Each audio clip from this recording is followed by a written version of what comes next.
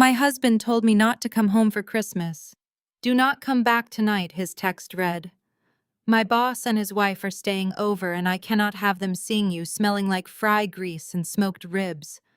I actually hired someone else to play my wife for the evening, so I spent Christmas Eve sitting in my delivery van in the freezing snow.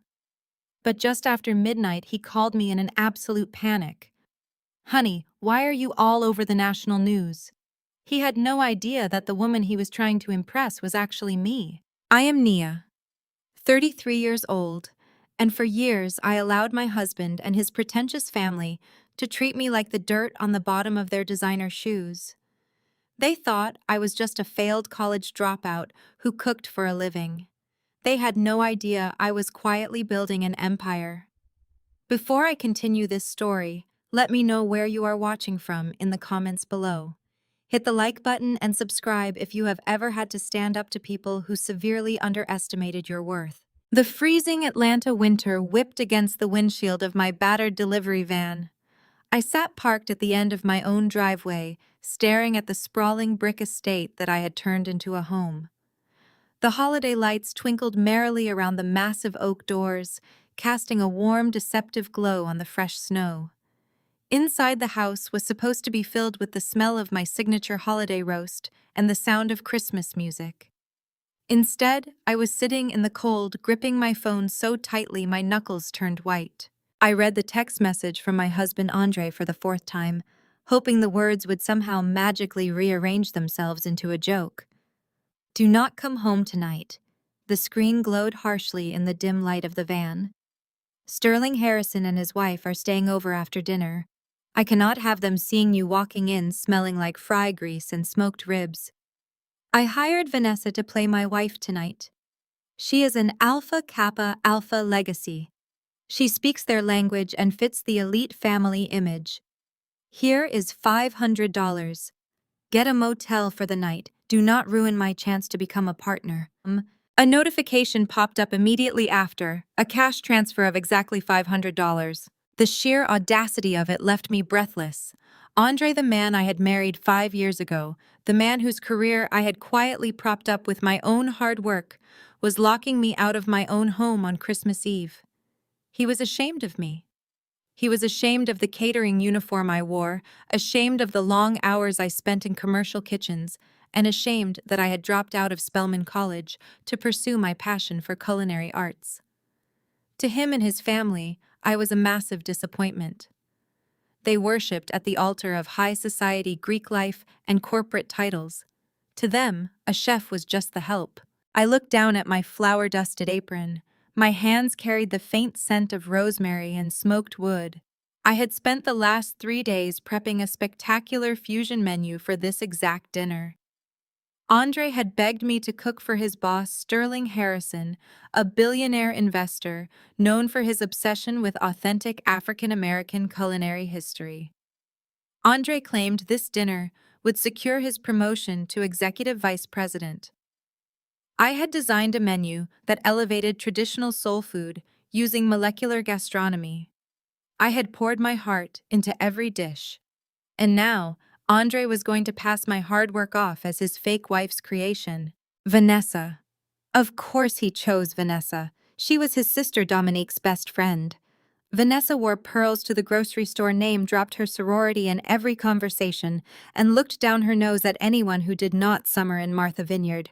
She was exactly the kind of superficial trophy Andre believed he deserved. A sudden flash of movement near the front porch caught my eye. The heavy oak door swung open, spilling warm yellow light onto the snow-covered steps. I squinted through the falling snow and saw Dominique, my 32-year-old sister-in-law, dragging 2 large black trash bags out the front door. She was wearing a cashmere sweater and a smug expression that I could see even from the street. She hurled the bags off the porch. One of them hit the frozen ground and split open. I watched as my favorite vintage sweaters, my comfortable running shoes, and my personal notebooks spilled out into the slush. My heart slammed against my ribs. The shock instantly evaporated, replaced by a cold, sharp fury. I did not cry. I did not break down. The time for being the submissive, understanding wife was officially over. I turned off the van, the engine sputtering into silence, and pushed open the heavy metal door. The frigid air bit at my face, but I barely felt it. I marched up the long snow-covered driveway, my boots crunching loudly in the quiet suburban night. Dominique looked up as I approached. She did not look guilty. She did not even look surprised. She simply crossed her arms over her chest and smirked, looking me up and down with absolute disgust. "What are you doing here?" Nia Dominique asked, her voice dripping with condescension. "Andre sent you the money. Take your little catering van and go find a cheap motel by the highway. You are tracking snow onto the walkway." I looked at my belongings scattered in the freezing slush, then back up at her perfectly contoured face. "What are you doing with my things, Dominique?" I asked, keeping my voice dangerously level. "Making room," she replied with a careless shrug. "We cannot have Vanessa accidentally tripping over your cheap shoes. Andre is finally hosting people of our caliber tonight. Sterling Harrison is a billionaire Nia. He expects to be entertained by the elite. He expects a hostess who understands high society, not a glorified line cook who dropped out of Spelman." "You are throwing my belongings into the snow on Christmas Eve," I stated, wanting to hear her justify the sheer cruelty of it. Dominique rolled her eyes and took a step forward, looking down at me from the elevated porch. "Do not make a scene. You should be grateful we let you stick around this long. You never fit in with this family. We are legacy. We belong to Jack and Jill. We are the talented 10th. You are just a girl from a rough neighborhood in Atlanta who makes decent macaroni and cheese. You do not have the pedigree to sit at a table with a man like Sterling Harrison. Vanessa has the right look, the right background, and the right grace. Let her do the talking tonight. Just take the $500 and disappear." Dominique kicked one of my discarded sweaters further into the snow. "I remember when Andre first brought you home," she sneered. "Mom and Dad were devastated. Andre was a vice president in the making. He was supposed to marry a doctor or a lawyer, someone who could stand beside him at the country club galas. Instead, he brought home a girl who smelled like onions and ambition. We told him it was a mistake. We told him you would be an anchor dragging down his social mobility. And look at you now, 33 years old, driving a rusty van, while my brother is about to secure a partnership that will make him a millionaire." I watched the snow collect on the sleeves of my ruined sweater. It was a gift from my late mother, one of the few things I had left of her. Dominique knew that. She had specifically chosen to throw it in the slush. The calculated malice in her actions was staggering. For 5 years, I had hosted their birthdays, cooked for their lavish parties, and quietly slipped money into Andre's account when Jamal asked for ridiculous business loans. I had endured the snide comments about my hair, my clothes, and my lack of corporate titles because I believed in family loyalty. I believed love meant weathering the storm together. But there was no love here. There was only a transaction, and my currency had run out. "You have a very vivid imagination, Dominique," I said, my voice cutting through the winter wind like a blade. "You talk about Andre's wealth and status as if it actually exists. You talk about this house as if it belongs to your family. You are standing on a porch that you did not pay for, defending a brother who lies to you about his finances and throwing out the belongings of the only person who actually works for a living." Dominique's eyes flashed with sudden rage. She hated being reminded of her own unemployment. "You shut your mouth," she hissed, stepping right to the edge of the stairs. "You are just bitter because Andre finally realized he needs a real woman by his side. Vanessa is inside right now pouring the wine. She looks like $1,000,000. She is going to charm Sterling Harrison, and Andre is going to get that promotion. You are nothing but a stepping stone he finally outgrew." I did not retreat. I stepped closer to the bottom of the stairs, refusing to let her look down on me. "We will see how well Vanessa charms him when he asks her about the menu," I said quietly. I hope she studied the notes I left on the kitchen counter. That was when the heavy oak doors swung wide open again. The warm light from the grand foyer spilled out onto the snow, illuminating the porch. Jamal, my 36-year-old brother-in-law, stepped outside, laughing at something someone had said inside the house. He wore a perfectly tailored navy suit that I knew for a fact Andre had paid for. Jamal was the master of spending other people's money. He stopped laughing when he saw me standing in the driveway. Jamal walked to the edge of the porch looking down at me with a condescending sneer. He did not look surprised to see my clothes ruined in the snow. He looked highly entertained, but my eyes immediately locked onto his hands. He was carelessly swinging something shiny from his fingers, something delicate and irreplaceable that made my blood run instantly cold. Dangling from Jamal's fingers was a string of vintage pearls. My breath hitched in my throat. Those pearls had belonged to my grandmother, passed down to my mother, and finally to me on the day I graduated high school. I kept them safely tucked away in a velvet box at the back of my closet, preserving them for a special occasion. Seeing them swinging carelessly from the hands of my arrogant brother-in-law ignited a fire in my chest that melted away the freezing Atlanta cold. Jamal caught me staring and held the pearls up to the porch light, inspecting them with a mocking gaze. "Do not look so dramatic," Nia Jamal snorted, tossing the pearls lightly in the air and catching them. "Vanessa needs these to complete the old money look tonight. Your mother bought these at some pawn shop anyway, right? We are doing you a massive favor by elevating them. They are finally going to be worn at a table where they belong instead of locked in a box smelling like fried chicken." Before I could demand he hand them over, a sleek figure stepped into the doorway behind him. It was Vanessa. She wore a stunning, floor-length designer gown that hugged her curves perfectly. Her hair was styled in an immaculate updo, and she held a crystal champagne flute with practiced elegance. She looked the picture of generational wealth, exactly the kind of woman Andre's family worshipped. "Oh, Jamal, thank you," Vanessa purred, stepping onto the porch. She did not even glance at me standing in the driveway. She extended her elegant neck, allowing Jamal to drape my mother's pearls around her collarbone. They really bring the whole outfit together. Sterling Harrison's wife is known for her classic taste. I need to make sure I look the part of a future partner's wife. "You look perfect," Vanessa Dominique chimed in, glaring down at me. "Andre is so lucky to have a woman of substance by his side tonight." I stared at the three of them, a toxic trio of delusion and vanity. They were parading around in my house, wearing my jewelry, preparing to serve the food I had spent days cooking, all while standing over my belongings thrown into the snow. It was a masterclass in audacity. "Take those off right now," I demanded, my voice low and vibrating with absolute authority. Vanessa finally looked at me, pretending to notice my presence for the first time. She gave a little theatrical gasp, placing a manicured hand over her chest. "Nia, my goodness. You are still here. Andre said you had already left for the motel. You really should not be standing out in the cold. It is terrible for your skin. And honestly, it is a bit pathetic." I stepped onto the first stair of the porch. I said, "Take my mother's pearls off your neck." Jamal stepped forward, blocking my path, puffing out his chest to look intimidating. "Hey, watch your tone, caterer. You do not get to make demands here anymore." Andre made his choice. You do not fit the mold. Accept it with some dignity and walk away. The heavy front door swung open wider, and Andre walked out. He looked immaculate in a custom-tailored tuxedo, his shoes polished to a mirror shine, his beard perfectly lined up. He looked every inch the successful executive he so desperately wanted to be. But the moment his eyes met mine, I saw the cowardice hiding behind the expensive fabric.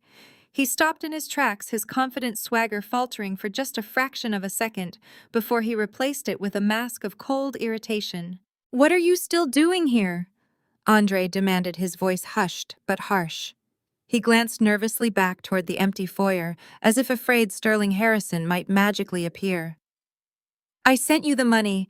I told you to leave. Sterling's car just pulled into the neighborhood.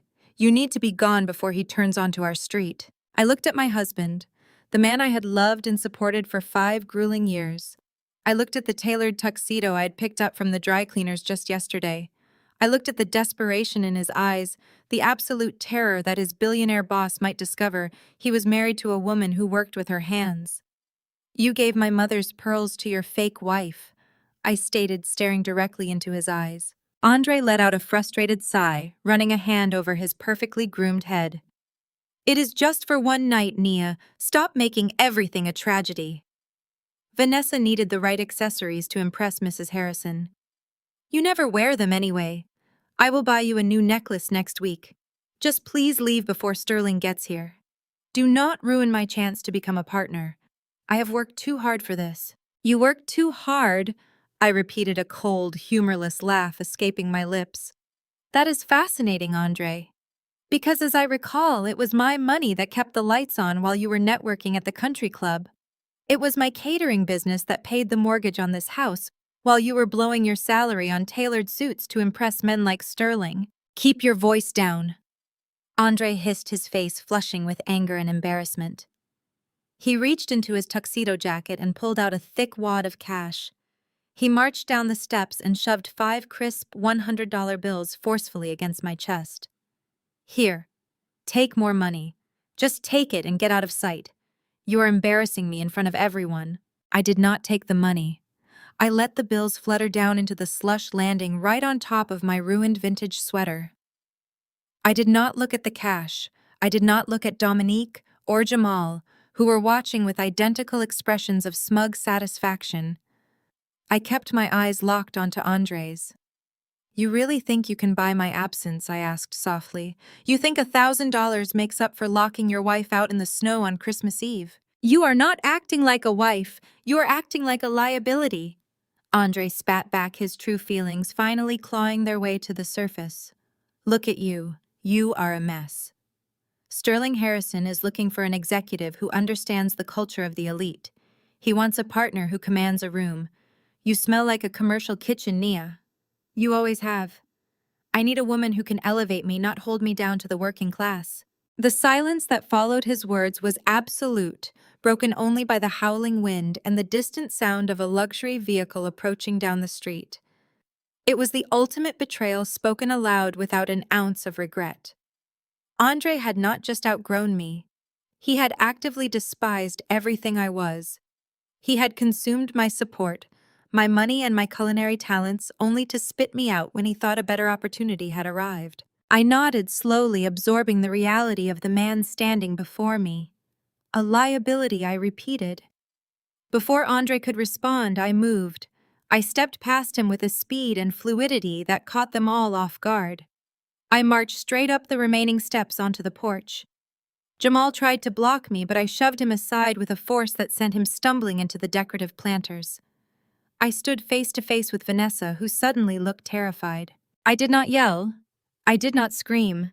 I simply reached out, grabbed the string of vintage pearls around her neck, and yanked. The snap of the delicate string echoed sharply in the cold air. A dozen pearls broke loose, scattering across the wooden porch and bouncing down the concrete steps into the snow. Vanessa let out a high-pitched shriek, clutching her throat as if I had burned her. I kept my grip on the remaining pearls, wrapping them tightly around my fist. Are you crazy? Dominique shrieked, rushing forward to check on her best friend. You ruined her look. I ignored her. I reached deep into the pocket of my flour-dusted apron. My fingers bypassed my car keys and my recipe notepad, closing around the sleek, heavy cardstock I had picked up from the post office earlier that afternoon. I pulled out a black envelope.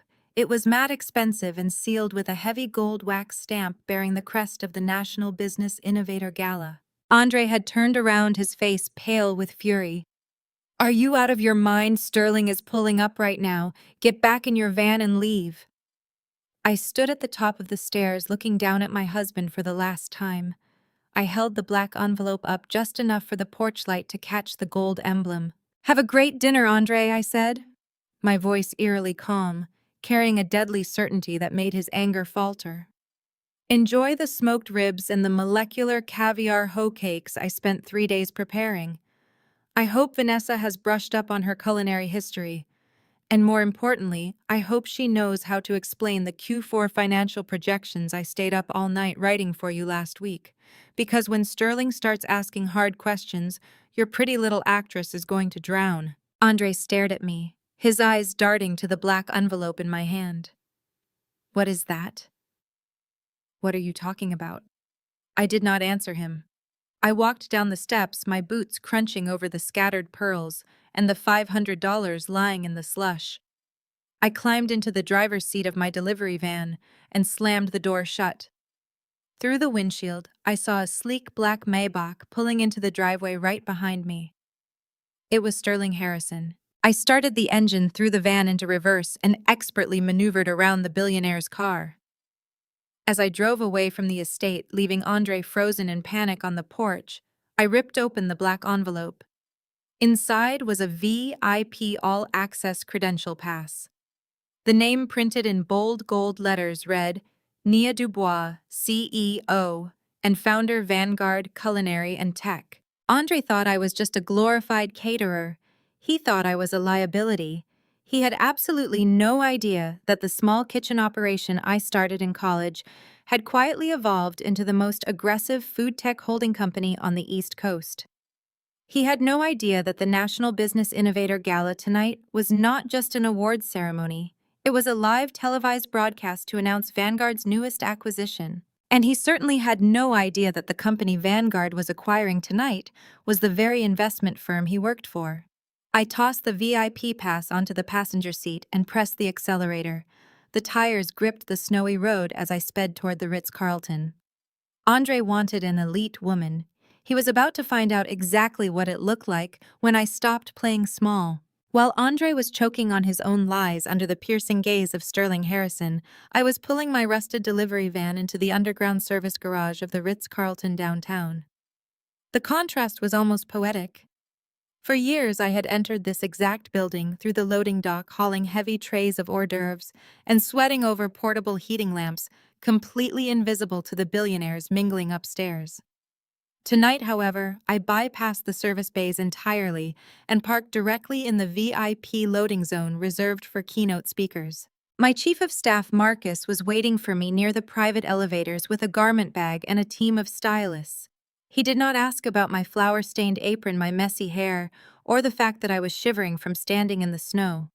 He simply handed me a glass of sparkling water and ushered me into a secured private dressing suite. The transformation was swift, deliberate, and deeply cathartic. I stood in front of the brightly lit vanity mirror and scrubbed the smell of smoked wood fry grease and submission from my skin. I was washing away the remnants of the dutiful, beaten-down wife Andre desperately wanted me to be. I was stripping off the girl who had swallowed her pride for 5 years to protect a fragile man and his monumental ego. With Marcus coordinating the styling team, I slipped into a custom-tailored emerald silk gown. It was a masterpiece of architectural design, hugging every curve with lethal elegance. The deep green fabric mirrored the color of money power and unchecked ambition. My stylist pinned my hair into a flawless, commanding updo, exposing my neck and shoulders while applying a bold, dark lip color that I never would have dared to wear around Andre's conservative family. I looked in the full-length mirror and finally saw the woman I had been quietly building in the shadows. I was no longer the Spelman dropout who catered regional events. I was the apex predator entering the room. I took the private elevator up to the main lobby. The brass doors slid open, revealing a breathtaking sea of black tuxedos and sparkling designer dresses. The National Business Innovator Gala was the absolute crown jewel of the corporate calendar, and the massive room buzzed with the quiet, intimidating hum of immense wealth. I stepped out, my heels clicking sharply against the polished marble floor. The scent of expensive perfumes and aged scotch hung in the air. I was no longer the girl who smelled like onions and kitchen bleach.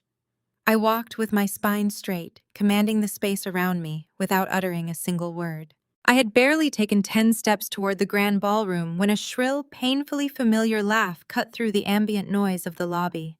I turned my head and saw Chloe standing near a massive, intricately carved ice sculpture. She was surrounded by a tight, exclusive circle of wives from Andre's fraternity alumni network. Chloe was the regional vice president of their elite social club, a woman who had built her entire identity around her husband's trust fund and his corporate title. She had spent the last 5 years making sure I knew exactly where I stood in their social hierarchy, which was firmly at the bottom. Whenever Andre dragged me to their summer barbecues or holiday mixers, Chloe would conveniently forget my name. She would hand me her empty cocktail glasses deliberately, pretending to mistake me for the hired help. She would loudly discuss her lavish European vacations and exclusive country club memberships while looking pointedly at my practical, inexpensive shoes. To Chloe and her circle, I was an embarrassing charity case that Andre had regrettably married. Chloe spotted me immediately. Her perfectly manicured eyebrows shot up toward her hairline in exaggerated shock. She leaned over, whispering something behind her hand to the woman next to her, and the entire group turned to stare. Chloe detached herself from her flock and sauntered over her gaze, sweeping up and down my emerald gown with undisguised malice. She held a crystal champagne flute delicately between her fingers, looking at me as if I were a stray dog that had wandered into a palace. Nia, Chloe said, her voice carrying that trademark syrupy condescension meant to draw the attention of everyone nearby. My goodness, what on earth are you doing here? Did you get lost delivering the appetizers for the buffet? The other wives giggled softly behind their hands, stepping closer to witness the humiliation. The service entrance is around the back, sweetie. Chloe continued, taking a slow sip of her champagne. You really should not be wandering around the guest lobby dressed up like this. Security is very strict tonight, and it would be terribly embarrassing for Andre if they had to escort you out in front of his colleagues. You know how hard he works to maintain his professional image. 5 hours ago, I might have lowered my eyes. I might have mumbled an apology, felt the familiar burn of shame in my cheeks, and rushed away desperate to avoid causing a scene that might anger my husband. But Andre had locked me out in the snow, and his opinions no longer held any weight in my universe. I stood perfectly still, letting her words hang in the air. I did not flinch. I did not frown. I simply looked Chloe dead in the eye, my expression completely flat and unbothered. I reached out and took a fresh glass of champagne from a passing waiter's silver tray. I took a slow, deliberate sip before speaking, letting the silence stretch until Chloe's smug smile began to falter. Actually, Chloe, I am not here to deliver anything, I said, my voice smooth, cold, and carrying a deadly authority. I am here because I own the catering company that your husband hired for his massive charity gala last month. The exact same catering company you are currently $60,000 in debt to because his latest commercial real estate venture went completely bankrupt. Chloe's smile vanished instantly. The blood drained from her face so rapidly that her expensive bronzer suddenly looked harsh and unnatural against her pale skin. The giggling from her friends abruptly ceased. The circle of women stared at Chloe in shock, their eyes wide as the illusion of her flawless wealth shattered in real time. I took a step closer, invading her personal space, lowering my voice so only her immediate circle could hear the absolute financial ruin in my tone. I know all about the second mortgage you took out on your summer home, Chloe. I know your husband has been dodging my accounting department's phone calls for 3 weeks. I suggest you enjoy the free champagne here tonight while your credit cards still work. My legal team will be filing the aggressive collection paperwork and the public liens on Tuesday morning. I hope your elite social club enjoys reading about it in the public records. Have a lovely evening. I walked past her, the heavy silk of my emerald gown brushing against her frozen legs. I left the entire group of women utterly speechless, standing in stunned silence around the melting ice sculpture. Chloe looked like she was going to be physically ill, her hand trembling so violently that champagne spilled over the rim of her glass onto her expensive shoes. Before Chloe could even attempt to recover her shattered dignity or formulate a response, the heavy, towering mahogany doors of the grand ballroom swung open violently. The executive director of the gala, a man who regularly rubbed shoulders with state senators, international tech moguls, and venture capitalists, practically sprinted across the marble floor toward me. He was flanked by 2 event coordinators wearing headsets, looking incredibly stressed, until their eyes landed on me. The director stopped abruptly just a few feet away, entirely ignoring Chloe and her group of socialites. He bowed his head with profound, undeniable respect. Madam CEO, he said, his voice breathless, but carrying clearly across the lobby to the stunned group of wives standing behind me. Thank goodness you are ready. The national broadcast is about to begin. The cameras are in position, the press pool is completely packed, and the entire nation is waiting for you to take the stage. I offered the executive director a sharp, acknowledging nod. The panic in his eyes immediately dissolved into profound relief. He gestured toward the velvet-draped entrance of the grand ballroom, signaling his heavy security detail to pull open the massive mahogany doors. The moment I crossed the threshold, the sheer magnitude of what I had built over the last 5 years washed over me. The ballroom was a sprawling sea of crystal chandeliers, cascading white floral arrangements, and hundreds of the most powerful financial players on the eastern seaboard. I was escorted directly to the head table elevated on a tiered platform above the rest of the room. As I took my seat, a wave of urgent murmurs rippled through the crowd. I was a completely unfamiliar face in a notoriously insular exclusive boys' club. They recognized the custom emerald gown, the aggressive security detail flanking my chair, and the deferential way the event organizers hovered around me, but they had absolutely no idea who I was. For half a decade, I had hidden behind strict non-disclosure agreements, proxy boards, and digital avatars. I had run Vanguard culinary and tech from my laptop at the kitchen island, while my husband treated me like a glorified maid and a financial burden. Tonight, the ghost was finally becoming flesh. Marcus, my chief of staff, leaned down and whispered that the live feed was officially broadcasting to global financial networks. The house lights dimmed, casting a dramatic, anticipatory hush over the sprawling room. A seasoned, highly recognizable financial news anchor stepped up to the crystal podium, adjusting his microphone. He did not waste time with pleasantries or drawn-out introductions. He dove straight into the unprecedented meteoric rise of Vanguard. He detailed how a supposed dark horse startup had entirely revolutionized hospitality supply chains, utilizing predictive artificial intelligence to eliminate corporate food waste, while simultaneously acquiring massive strategic swaths of commercial real estate. The audience sat in captivated silence.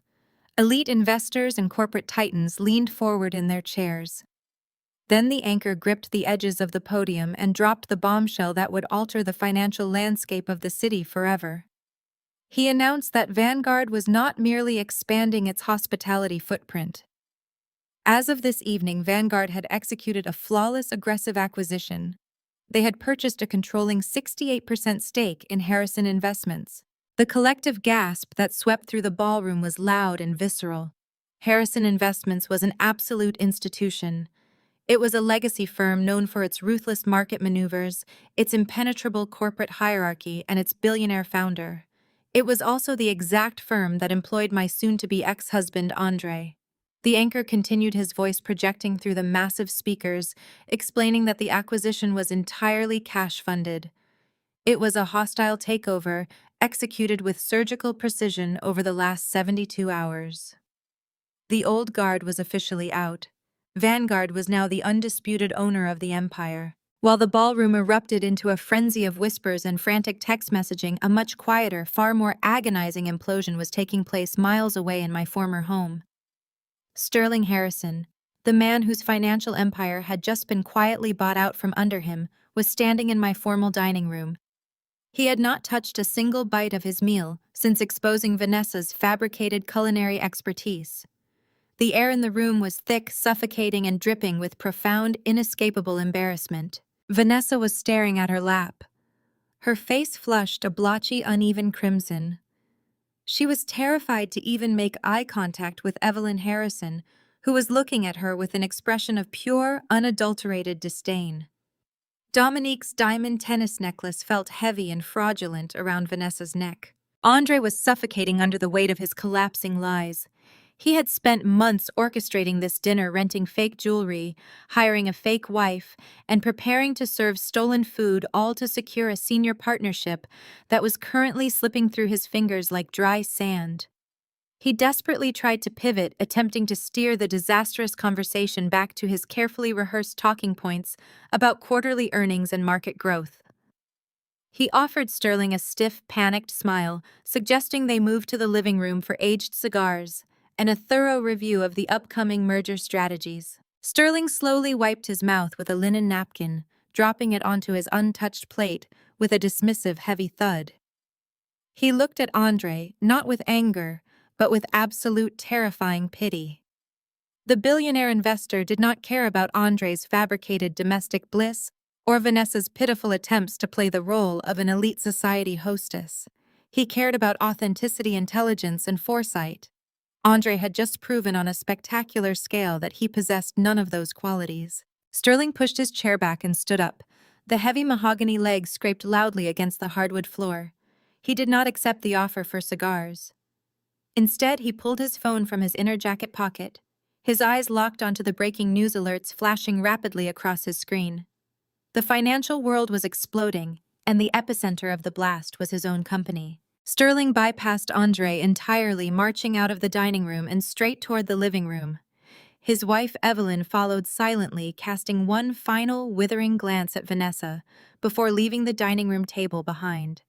Andre scrambled after them, his heart hammering a frantic, terrifying rhythm against his ribs.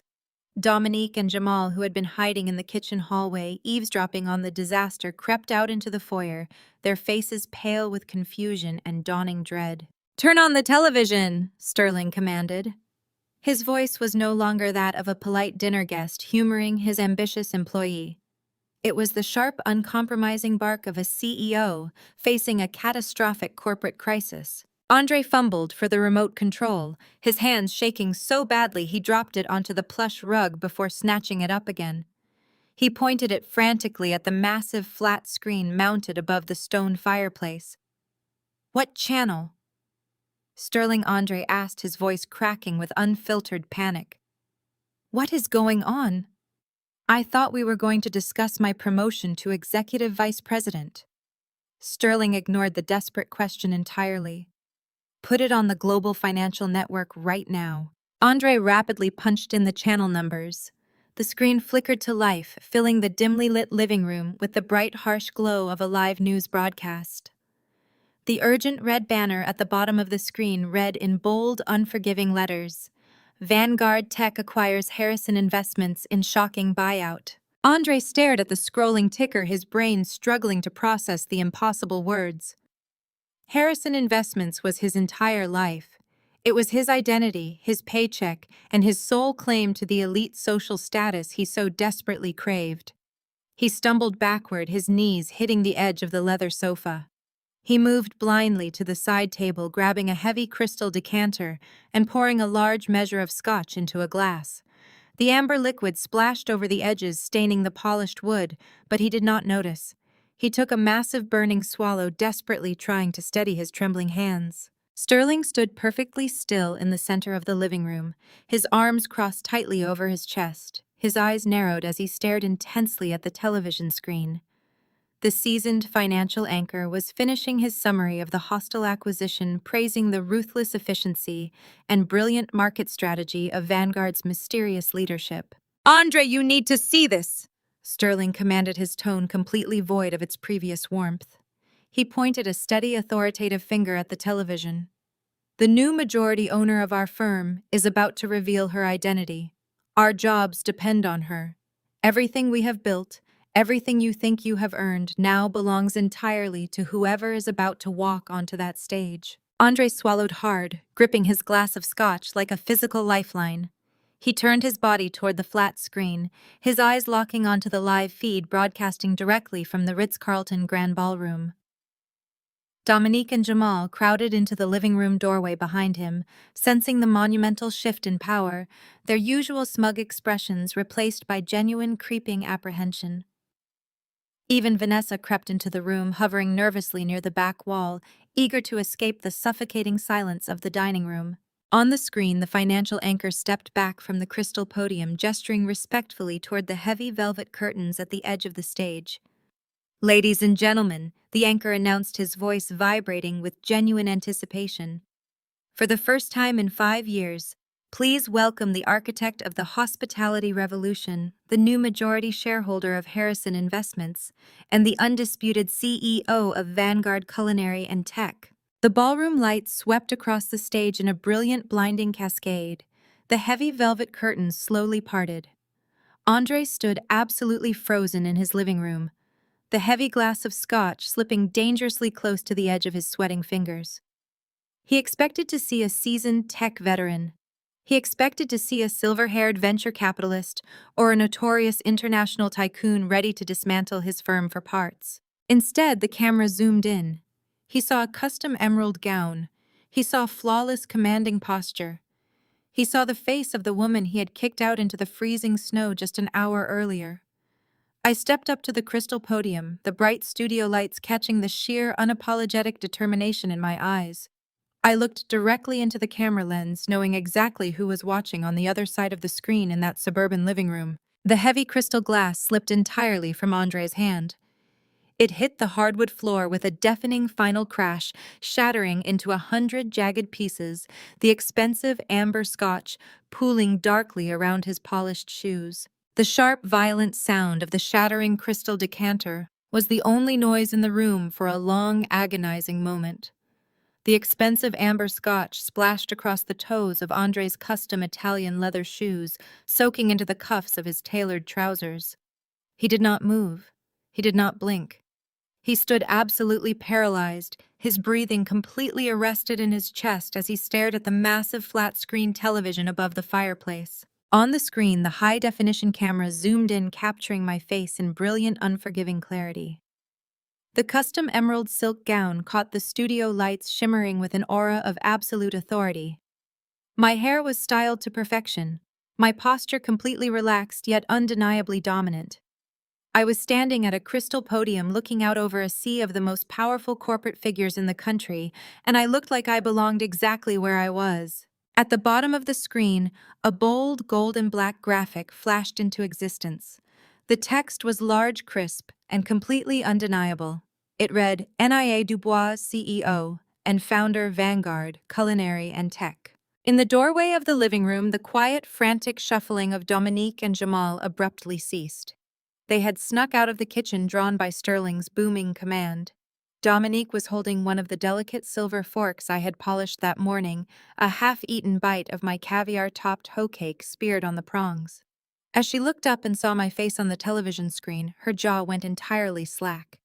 The silver fork slipped from her manicured fingers. It hit the hardwood floor with a sharp, ringing clatter that echoed through the tense silence of the room. Jamal stood right beside her, his mouth hanging open, his eyes darting frantically between the television screen and the shattered glass pooling around his brother's feet. Vanessa, standing awkwardly near the edge of the Persian rug, let out a nervous, confused breath. Her hand flew up to rest on the diamond tennis necklace Dominique had forcefully clasped around her throat just moments earlier. She looked at the television, squinting at the screen, and then turned her bewildered gaze toward Andre. "Wait!" Vanessa said, her voice high and trembling with sudden uncertainty. "Andre, is that not your wife? The woman who was just standing in the driveway in the snow? Why is she on television? Why are they calling her a CEO?" Andre could not answer her. His throat had constricted so tightly it felt as though he was swallowing ground glass. The blood rushed entirely out of his face, leaving his skin a pale, sickly gray. He was trapped in a waking nightmare, a catastrophic implosion of his own making. The woman he had hidden away, the woman he had actively hidden from his billionaire boss, was currently standing on national television, being introduced as the titan of a new corporate era. Sterling Harrison did not look at Andre. He did not look at Vanessa or the shattered glass on the floor. The billionaire investor stood with his arms crossed over his chest, his sharp, calculating eyes tracking every single movement I made on the screen. His mind was rapidly connecting the dots. He was piecing together the extraordinary, complex flavors of the meal he had just tasted. The impossible fermentation methods he had questioned, the flustered, terrified reaction of the fake wife standing in his employee's dining room, and the sudden, hostile takeover of his own investment firm. Evelyn Harrison stepped up beside her husband. She let out a soft, dark chuckle, her eyes practically gleaming with ruthless amusement. "Well?" Evelyn murmured, her tone laced with absolute venom as she looked at Andre. "It appears your little domestic arrangement is quite a bit more complicated than you let on, Andre." On the television, the ambient noise of the grand ballroom faded into total silence as I leaned closer to the microphone. The camera framed me perfectly. I did not look at the notes resting on the podium. I did not need them. I looked directly into the lens, projecting my voice with a smooth, unwavering cadence that commanded the absolute attention of every single person in the room and every viewer watching from their homes. "Good evening," I said, my voice resonating through the speakers of Andre's living room, filling the space where he had so often shouted me down. For the last 5 years, Vanguard Culinary and Tech has operated in the shadows. We built an empire by focusing on the foundation of the hospitality industry, by understanding the supply chain, the labor, and the intricate science of food that most corporate boardrooms completely ignore.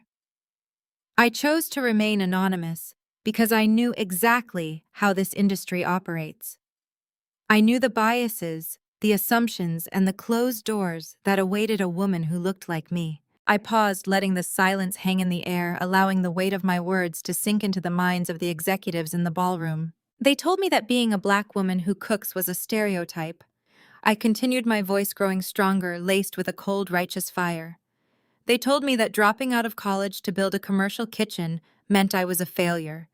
They told me that because I worked with my hands, because I understood the heat of an oven, rather than the politics of a country club, I did not belong at the head of a boardroom table. I was told repeatedly and loudly by people who considered themselves the elite that I was nothing more than a glorified caterer. In the living room, Dominique let out a sharp, strangled gasp. She stumbled backward, her shoulders hitting the doorframe. Her own cruel words, the exact insults she had hurled at me from the porch just an hour earlier, were now being broadcast to millions of people. She covered her mouth with her hands, her eyes wide with a sudden, suffocating terror. Jamal looked physically ill, his hands instinctively retreating into his pockets, where the $500 of hush money still sat folded. But here's the truth about being underestimated. I said, my image dominating the screen, my expression fierce and completely unyielding. It gives you the perfect cover to build an empire right under their noses. While they were busy looking down on the catering staff, Vanguard was busy writing the algorithms that would eventually optimize and control their entire global supply chain. While they were obsessing over their social pedigree, we were quietly acquiring the infrastructure that fed them. And tonight we are taking the final step. I gripped the edges of the podium. The camera zoomed in slightly closer.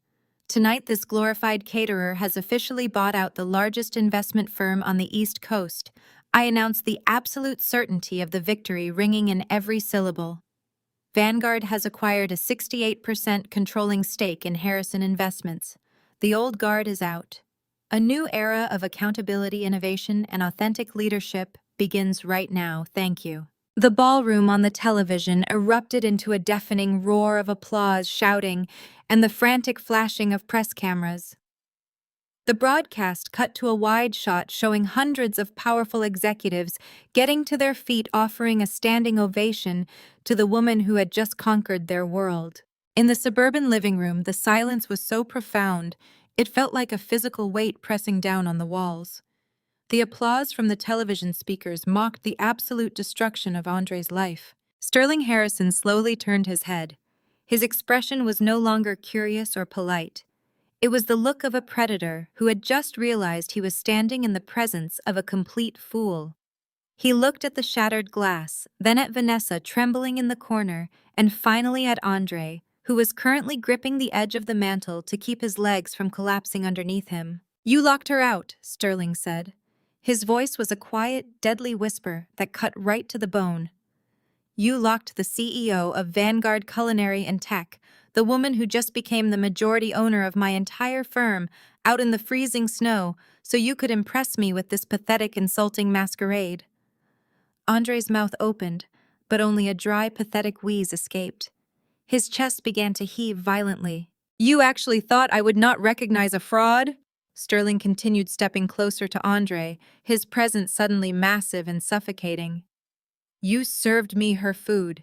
You stole her genius and slapped it onto this hollow performance. I built my fortune on identifying authentic talent, Andre. And I have never in my entire professional career encountered a man as spectacularly short-sighted, arrogant, and breathtakingly stupid as you." "I can explain," Andre choked out his voice, cracking a high-pitched sound of absolute terror. "Sterling, please, it was a misunderstanding. I did not know. I swear to you I had no idea who she really was. That is exactly the problem. Sterling snapped, his voice cracking like a whip. You lived with a titan for 5 years, and you treated her like dirt because you were too busy worshipping your own reflection. You are a liability, Andre. A massive toxic liability. Do not bother coming into the office on Monday. In fact, do not bother putting my firm's name on your resume ever again. Evelyn Harrison walked past Andre, wrapping her luxurious coat tightly around her shoulders. She did not even look at him. Let us go, Sterling, Evelyn said coldly. The air in this house is entirely too cheap. The front door slammed shut a moment later, the sound echoing through the foyer like the final nail in the coffin of Andre's career. The Maybach engine roared to life outside, quickly fading down the street. Andre was hyperventilating. The room began to spin wildly around him. His vision blurred the edges of his sight, turning black as the sheer, crushing reality of his situation crashed down upon his shoulders. He had lost the promotion. He had lost his job. He had alienated the most powerful investor in the city. And the woman he had despised, the woman whose money he had drained to fund his fake lifestyle, now owned the very ground he walked on professionally. He could not breathe. The walls of the lavish living room were closing in on him. He saw Dominique and Jamal staring at him with wide, accusatory eyes, their own meal tickets suddenly evaporating before them. He saw Vanessa quietly crying in the corner, terrified of the legal and social fallout of her participation in the charade. Andre spun around and bolted. He shoved past his sister, nearly knocking Dominique into the hallway wall, and sprinted down the corridor. He slammed the heavy wooden door of the guest bathroom behind him, twisting the brass lock with violent force. He collapsed against the cold porcelain sink, gasping for air, his chest heaving as a full-blown panic attack seized his body. He turned the brass faucet, splashing freezing water onto his face, trying to shock himself awake from the nightmare. He looked at his reflection in the mirror. He saw the expensive tailored tuxedo, the perfect grooming, the absolute terror in his own eyes. The facade was gone. There was nothing left but ruin. With trembling, slippery hands, he reached into his tuxedo pocket and pulled out his phone. His fingers shook so violently he dropped the device twice onto the marble vanity before managing to unlock the screen. He bypassed the hundreds of incoming messages from his panicked colleagues and fraternity brothers who had just watched the broadcast. He scrolled frantically through his contacts, a desperate, pathetic noise escaping his throat. He found her name. He pressed the green icon, holding the phone to his ear with both hands, listening to the agonizingly slow, ringing tone, desperately praying that the woman he had just thrown away would somehow answer his call. The harsh, insistent vibration of my cell phone cut through the deafening roar of the standing ovation. I stood at the crystal podium in the center of the grand ballroom, absorbing the monumental weight of the moment. 3,000 of the most powerful corporate titans, venture capitalists, and financial magnates on the eastern seaboard were on their feet. The blinding flashes of press cameras illuminated the enormous room like lightning strikes. For 5 years, these same people had overlooked me, assuming the woman in the catering apron hauling trays of appetizers was entirely invisible. Now they were applauding the architect of a hospitality supply chain empire who had just executed a hostile takeover of their most revered investment firm. My phone vibrated again, the device shimmying across the polished surface of the podium. I glanced down at the glowing screen. The caller ID flashed in stark, undeniable letters. It was Andre. A slow, chilling smile spread across my face. The timing was absolutely poetic. My husband, the man who had just locked me out of my own home in the freezing Atlanta snow, was calling me in the exact moment his entire, fabricated reality was crashing down around him. He had spent years treating me like a liability, a financial burden and a social embarrassment. He had rented an actress to play his wife just to impress a billionaire who now worked for me. I looked off to the side of the stage where my chief of staff, Marcus, was standing with his arms crossed, monitoring the live national broadcast feed. I caught his eye, tapped my phone, and pointed to the microphone.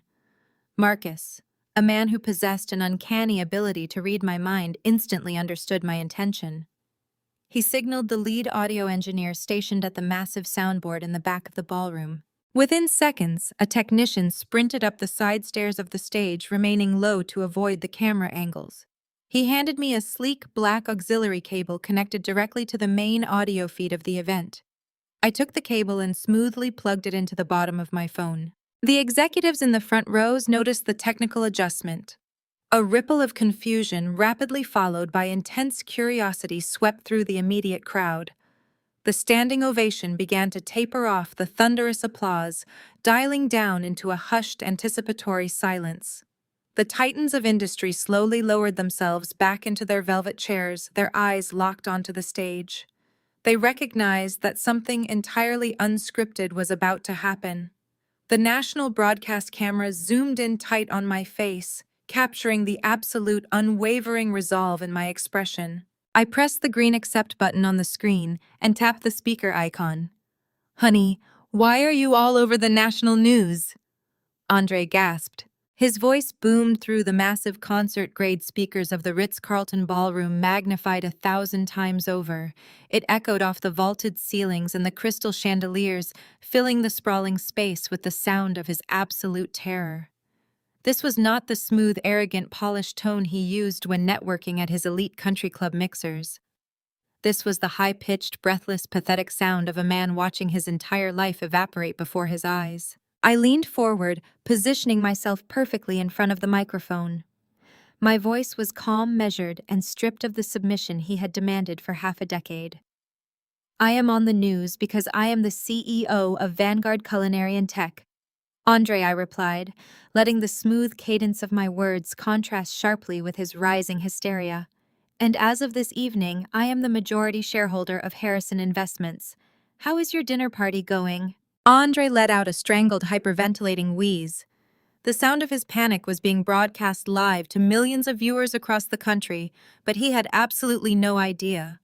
He thought he was hiding in his bathroom having a private conversation with the docile wife he had just discarded. "Nia, please tell me this is a prank," Andre begged, his voice cracking with desperation. "You cannot be the CEO. You just cater regional corporate events. You make macaroni and cheese. I told Sterling Harrison you were just a cook. I told him you did not understand our world. Tell me this is a massive mistake. Tell me they put the wrong name on the television screen." The silence in the ballroom was absolute. 3,000 executives held their collective breath, listening to a man degrade his wife with staggering ignorance. "It is not a mistake," I said, my tone dropping to a dangerous, icy register. "But let us talk about your evening. Did Vanessa serve the smoked trout caviar successfully? Did she manage to explain the lacto-fermentation process to Sterling without stumbling over her script? You paid an actress $500 to wear my mother's vintage pearls and pretend to be your wife because you were ashamed of my catering uniform." A quiet, collective gasp rippled through the front rows of the ballroom. Several prominent female executives exchanged looks of pure, unadulterated disgust. "I had to do it!" Nia, Andre screamed into the phone, the pressure breaking his composure entirely. "You do not understand the pressure I am under. Sterling Harrison demands perfection. He demands an elite image. If he had met you, if he had seen your catering van parked in the driveway, he would have started asking questions. He would have looked closer at our joint accounts. He would have run a full intrusive background audit on my marital assets before offering me the executive partnership. I had to protect my promotion. I kept my gaze locked directly onto the main broadcast camera. I knew precisely where to push to make him crack entirely. And what exactly would Sterling Harrison have found if he audited those marital assets? Andre Y asked, my voice cutting through the air like a perfectly sharpened blade. What were you hiding from him? Andre completely lost his grip on reality. The sheer terror of losing his corporate status obliterated his common sense. He thought he was speaking to the woman who had spent 5 years covering his tracks, the woman who had quietly paid the mortgage while he bought custom-tailored suits.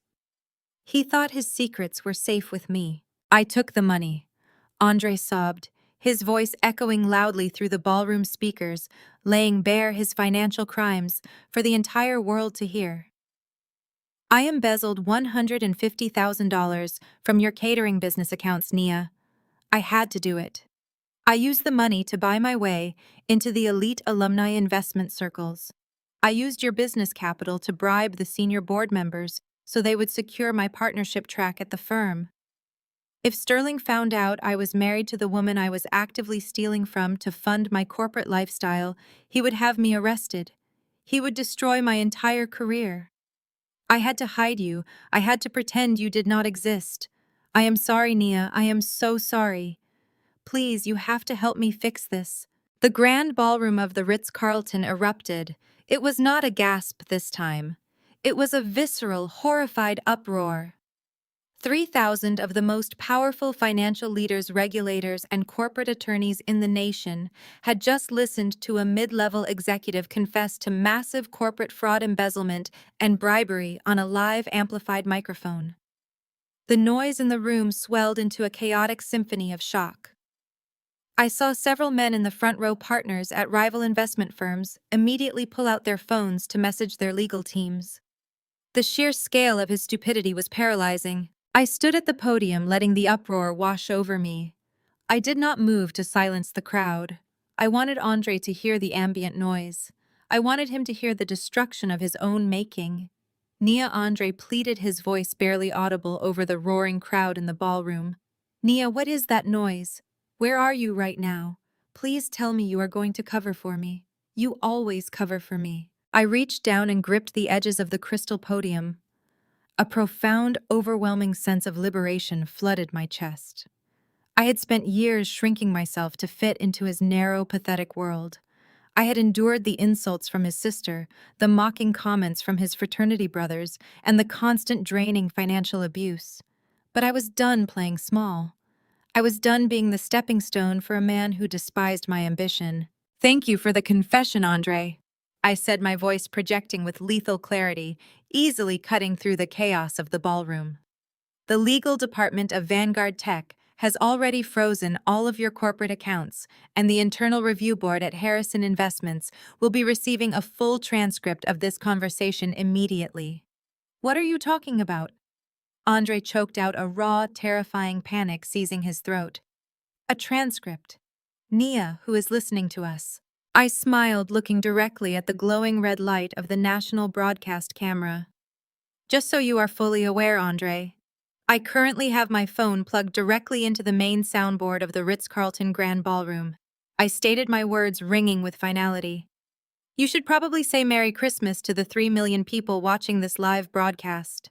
A horrifying, strangled sound came from the other end of the line.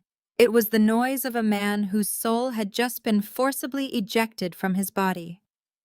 Before he could utter another pathetic syllable, before he could beg or scream or attempt to backpedal his televised confession, I reached down and pressed the red button on my screen.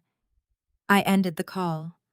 The dial tone echoed sharply through the massive speakers for one brief, crystal-clear second before the audio engineer wisely cut the feed.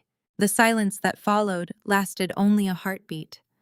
Then the grand ballroom completely exploded. The standing ovation that had greeted me moments earlier was nothing compared to the absolute uproar that shook the room now. The crowd erupted into deafening cheers, applause, and a chaotic frenzy of corporate maneuvering. I had not just announced a historic acquisition. I had publicly executed a masterclass in accountability and corporate dominance. I had severed the dead weight from my life on the grandest stage imaginable. I unplugged the auxiliary cable from my phone, handing it back to the sound engineer with a polite nod. I looked out over the sea of powerful executives, reporters, and stunned investors. I did not need to say another word. The message had been delivered with brutal, uncompromising perfection. I turned away from the crystal podium, the emerald silk of my gown sweeping gracefully across the stage, and walked toward the wings where Marcus was waiting with a triumphant, brilliant smile. I was finally exactly where I belonged, and I owned the entire building. The dial tone echoed in Andre's ear, a sharp, flat sound that signaled the absolute, undeniable end of his existence. He stared at the black screen of his phone, his mind refusing to process the magnitude of the catastrophe. 3 million people. The words repeated in his head like a death knell.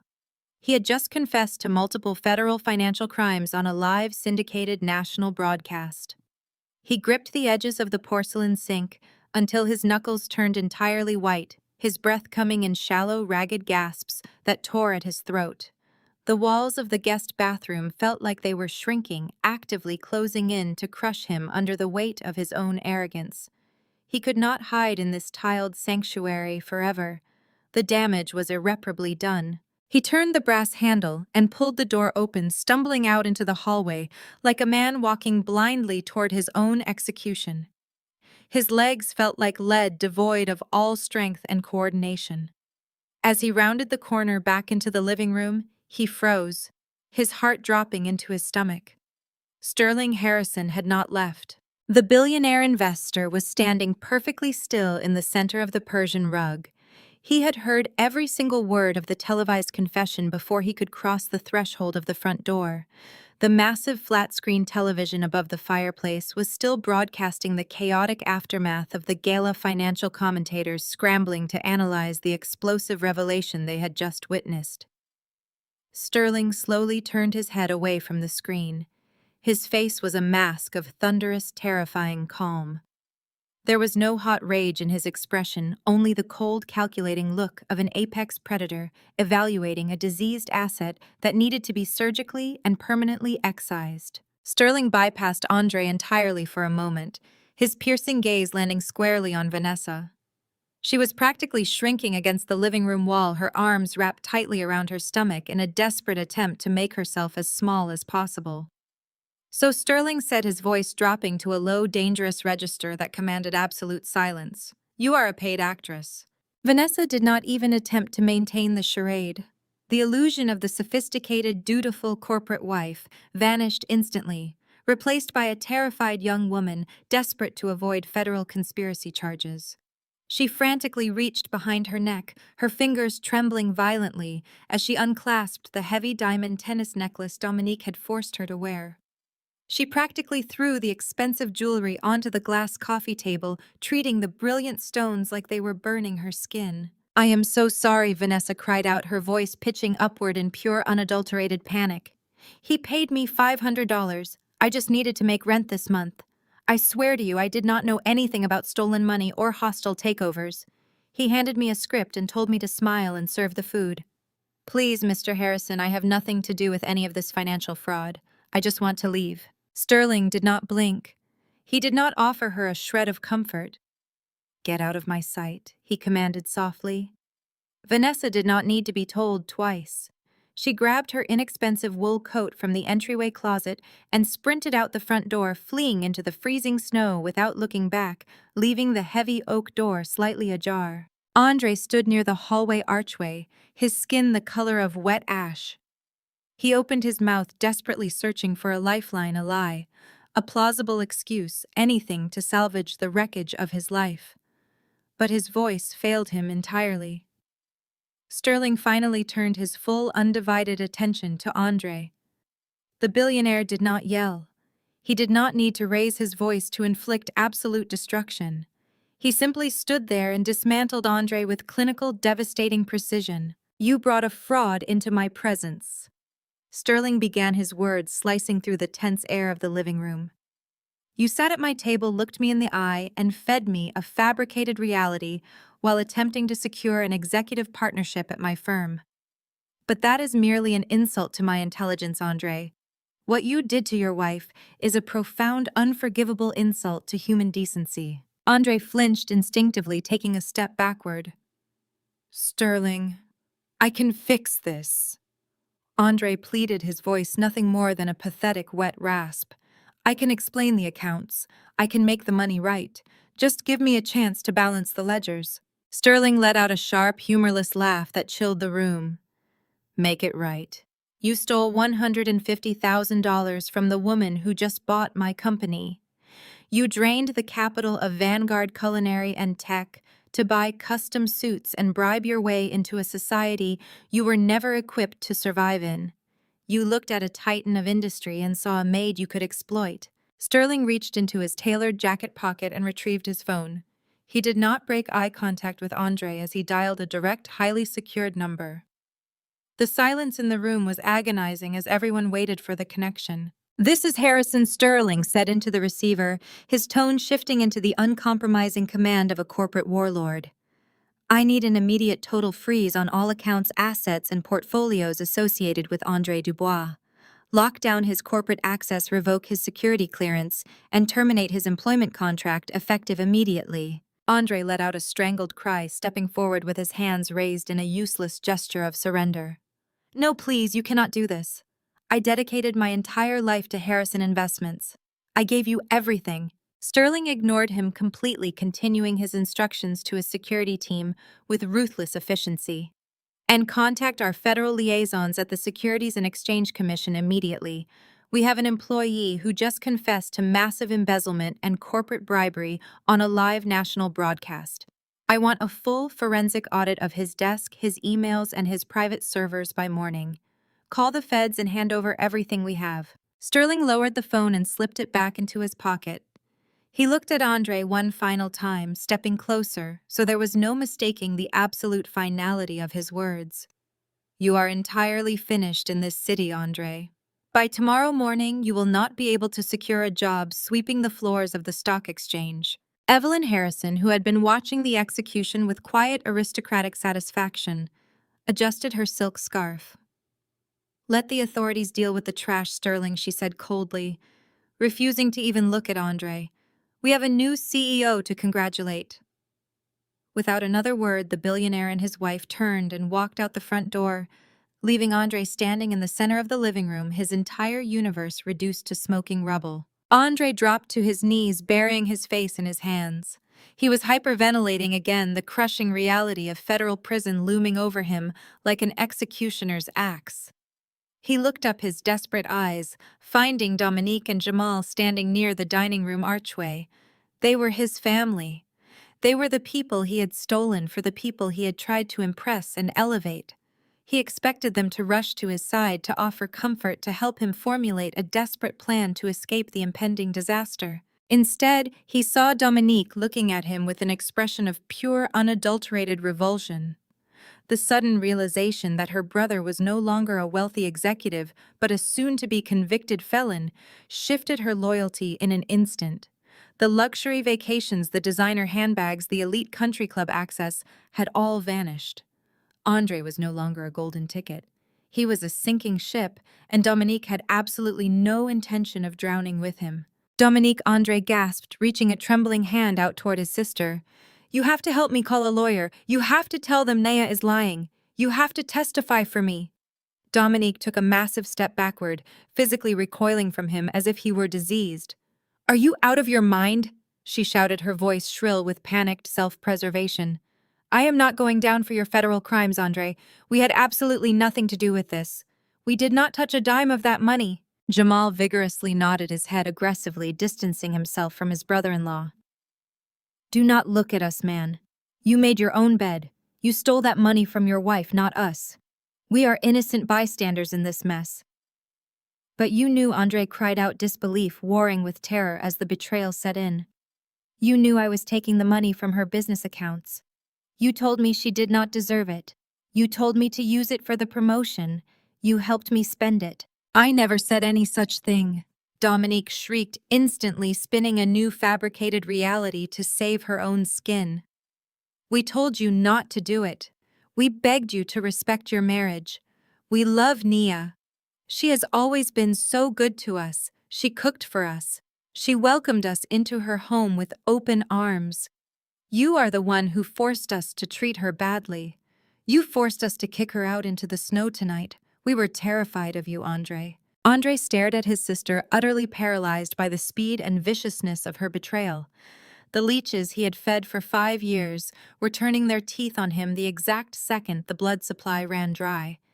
They were perfectly willing to let him take the fall entirely alone, throwing him to the wolves to save themselves. Before Andre could even process the profound, agonizing sting of his family's abandonment, a low, powerful sound rumbled through the quiet suburban street outside.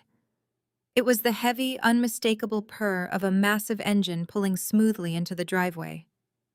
The headlights cut through the large bay windows of the living room, sweeping over the walls and casting long, dramatic shadows across the Persian rug. The sudden illumination froze everyone in the room. Dominique and Jamal stopped their frantic backpedaling, their mouths snapping shut.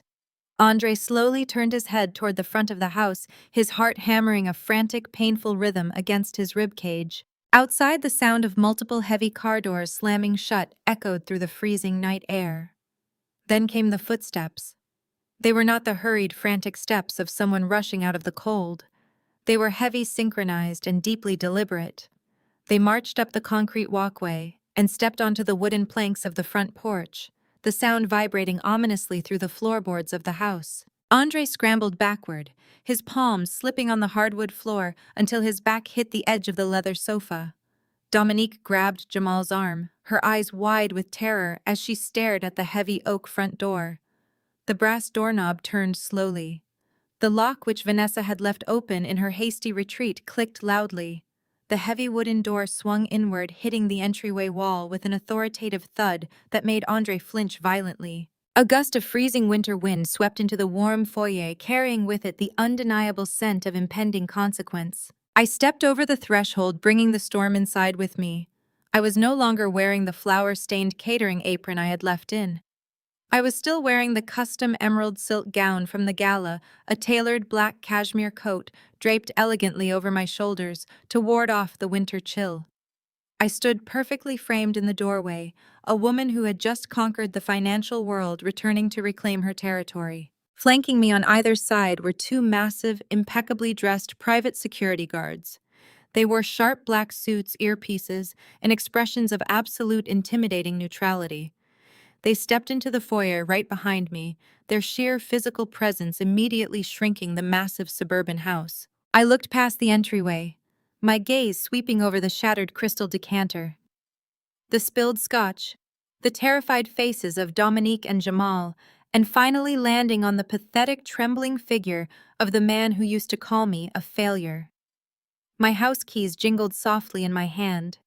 I offered the room a cold, razor-sharp smile. The heavy brass keys felt cool against my palm as I tossed them onto the entryway console. The sharp metallic clatter broke the spell that had frozen the room.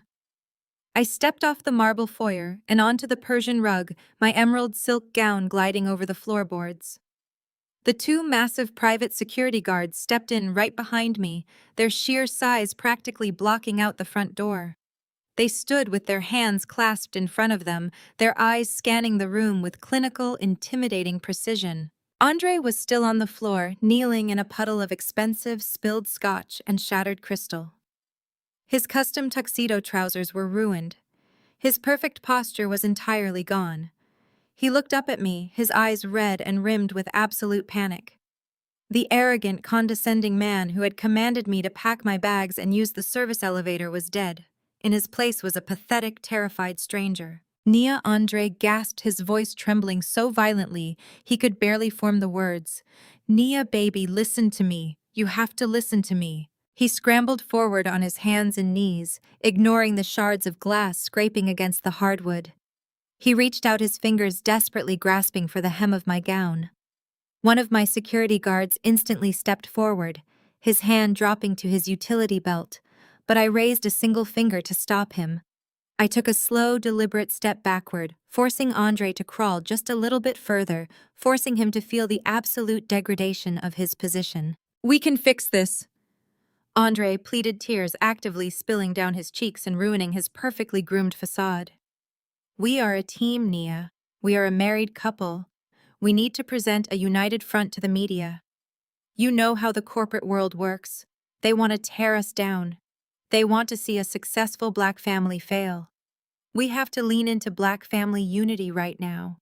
We have to protect our marriage. I did it all for us, Nia. The money, the promotion, I was trying to build a legacy for our future." I looked down at him, my expression completely, entirely devoid of sympathy.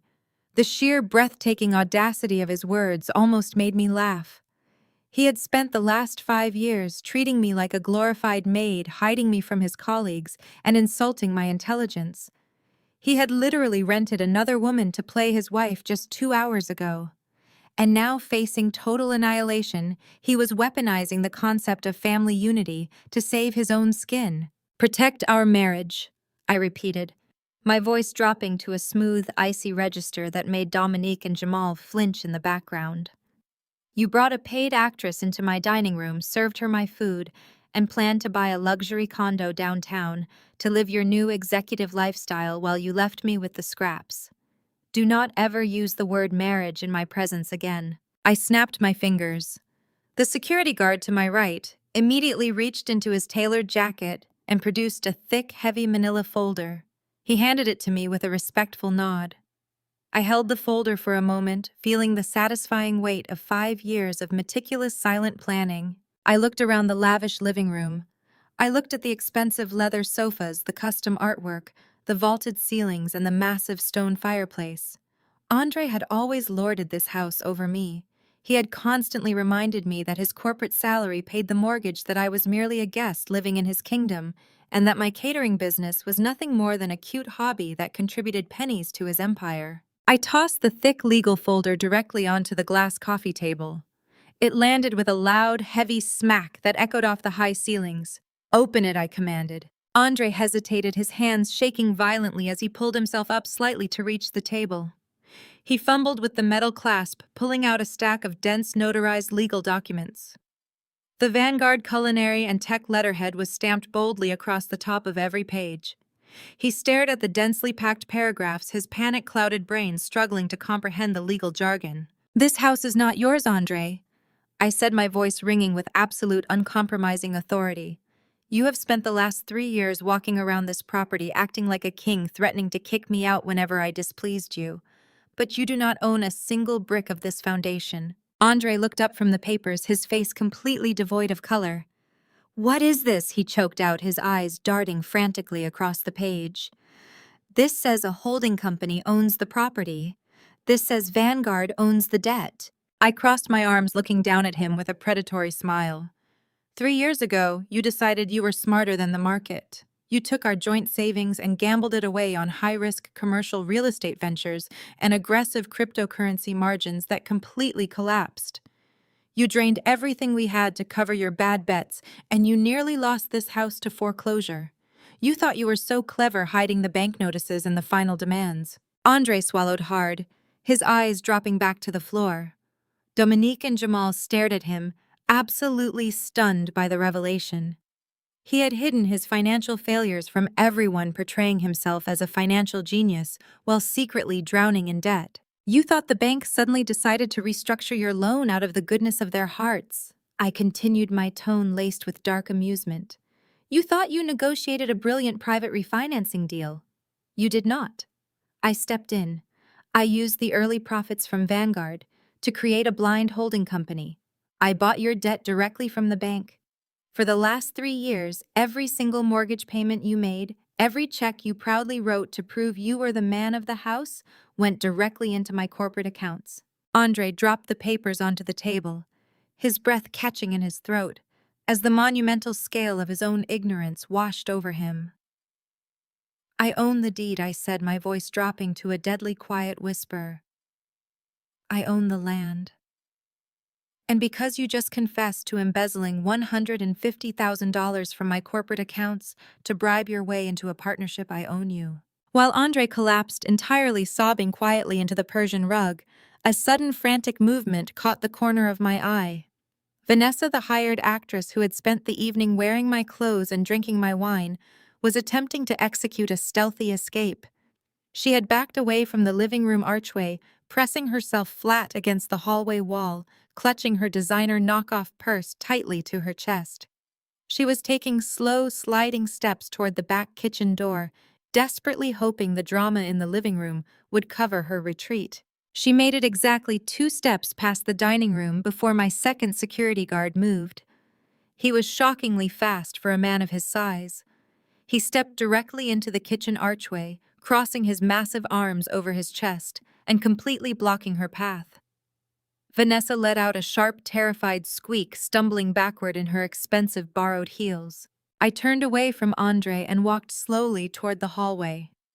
Vanessa pressed herself against the floral wallpaper, trembling like a trapped rabbit. Her eyes were wide with genuine terror. She had realized too late that she was not just participating in a tacky suburban masquerade. She was actively involved in federal fraud against a billionaire CEO who traveled with private security. Please, Vanessa whispered, tears ruining her heavy theatrical makeup. Please, Miss Dubois, I did not know. He just hired me from a local casting agency.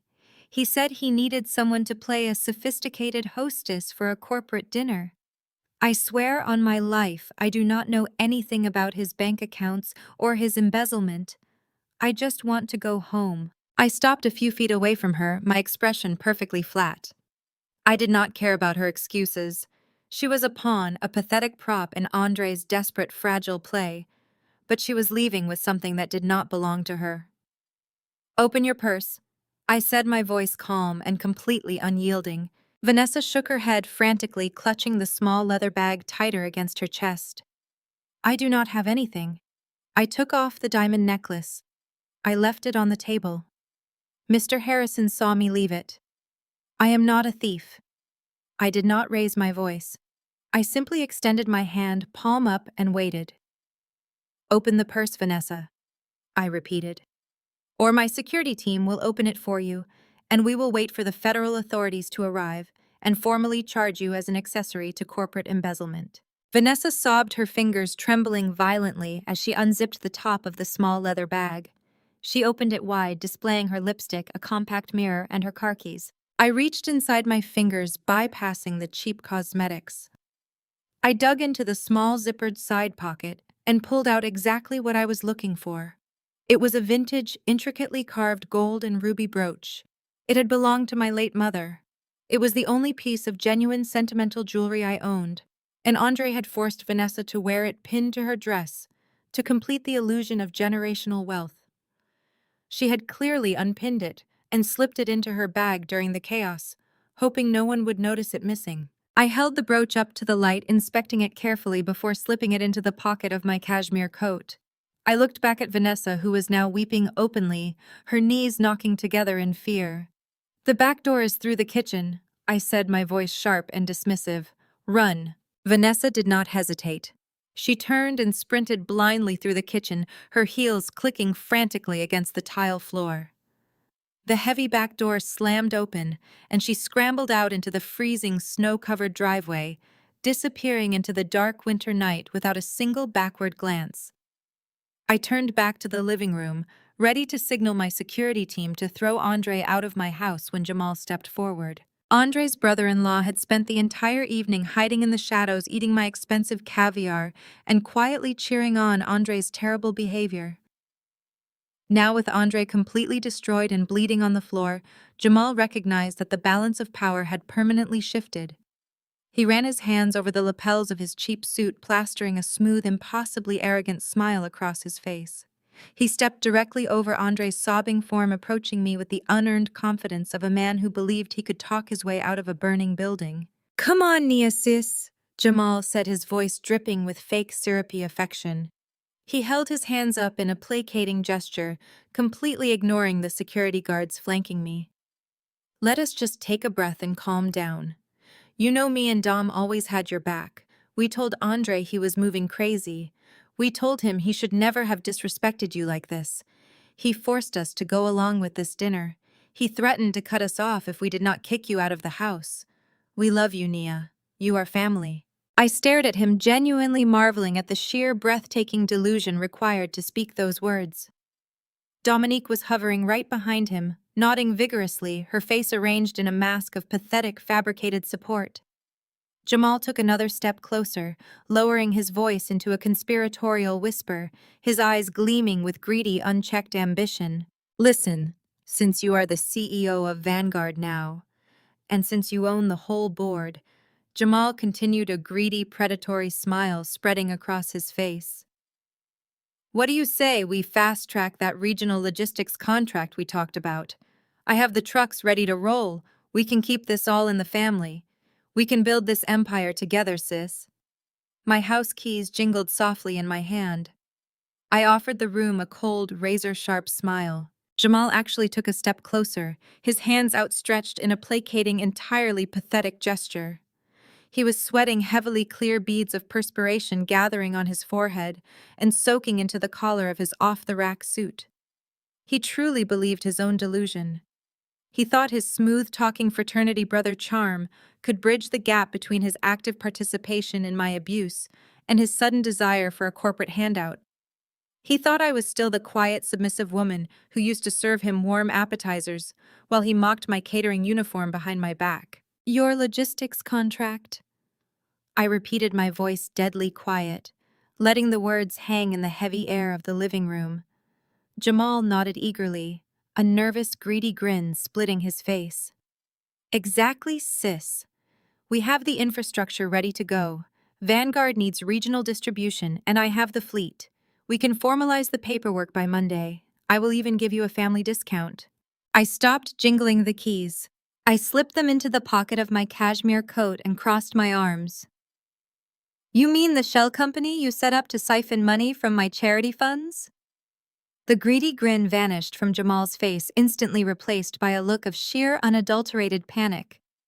The blood drained from his cheeks, leaving him looking sickly and hollow. He took a rapid step backward, his eyes darting toward the front door, measuring the distance past my security guards. I have no idea what you are talking about, Jamal stammered, his voice jumping a full octave. My company is entirely legitimate. I run a highly respected transport business. I did not even bother to raise my voice. I held out my right hand. The security guard standing closest to me immediately reached into his suit jacket, retrieved a sleek silver iPad, and placed it firmly in my palm. I tapped the screen, swiped past the lock screen, and pressed the casting icon. Above the stone fireplace, the massive flat-screen television that had just broadcast Andre's televised ruin flickered. The news coverage vanished instantly, replaced by a series of high-resolution banking spreadsheets, corporate registration documents, and highlighted wire transfers. The sheer volume of financial data illuminated the living room with a glaring, unforgiving white light. Let us look at your highly respected transport business, Jamal, I said, my voice echoing off the vaulted ceilings. According to the state registry, your logistics firm owns exactly 0 trucks. You have 0 registered drivers. You do not even have a commercial lease for a warehouse. What you do have is a very clever routing number linked directly to an offshore account in the Cayman Islands. Jamal was physically shaking now, his hands trembling so badly he had to shove them into his pockets. Dominique stared at the television screen, her jaw practically unhinged as she read the numbers flashing across the spreadsheets. For the last 5 years, Jamal, you have not worked a single legitimate day. I continued pacing slowly across the Persian rug, forcing him to track my movements like a cornered animal. Your entire bougie lifestyle, the leased sports cars, the VIP table service at downtown clubs, the custom watches you love to flash on social media, was entirely funded by secretly skimming off my business accounts. You targeted the charitable outreach arm of my catering company. You stole money designated for community food banks and youth culinary programs, and you used it to buy designer sneakers. I did not steal anything, Jamal shouted, his voice cracking with desperation. He pointed a shaking finger at Andre, who was still crumpled on the floor, weeping silently into his hands. He approved it.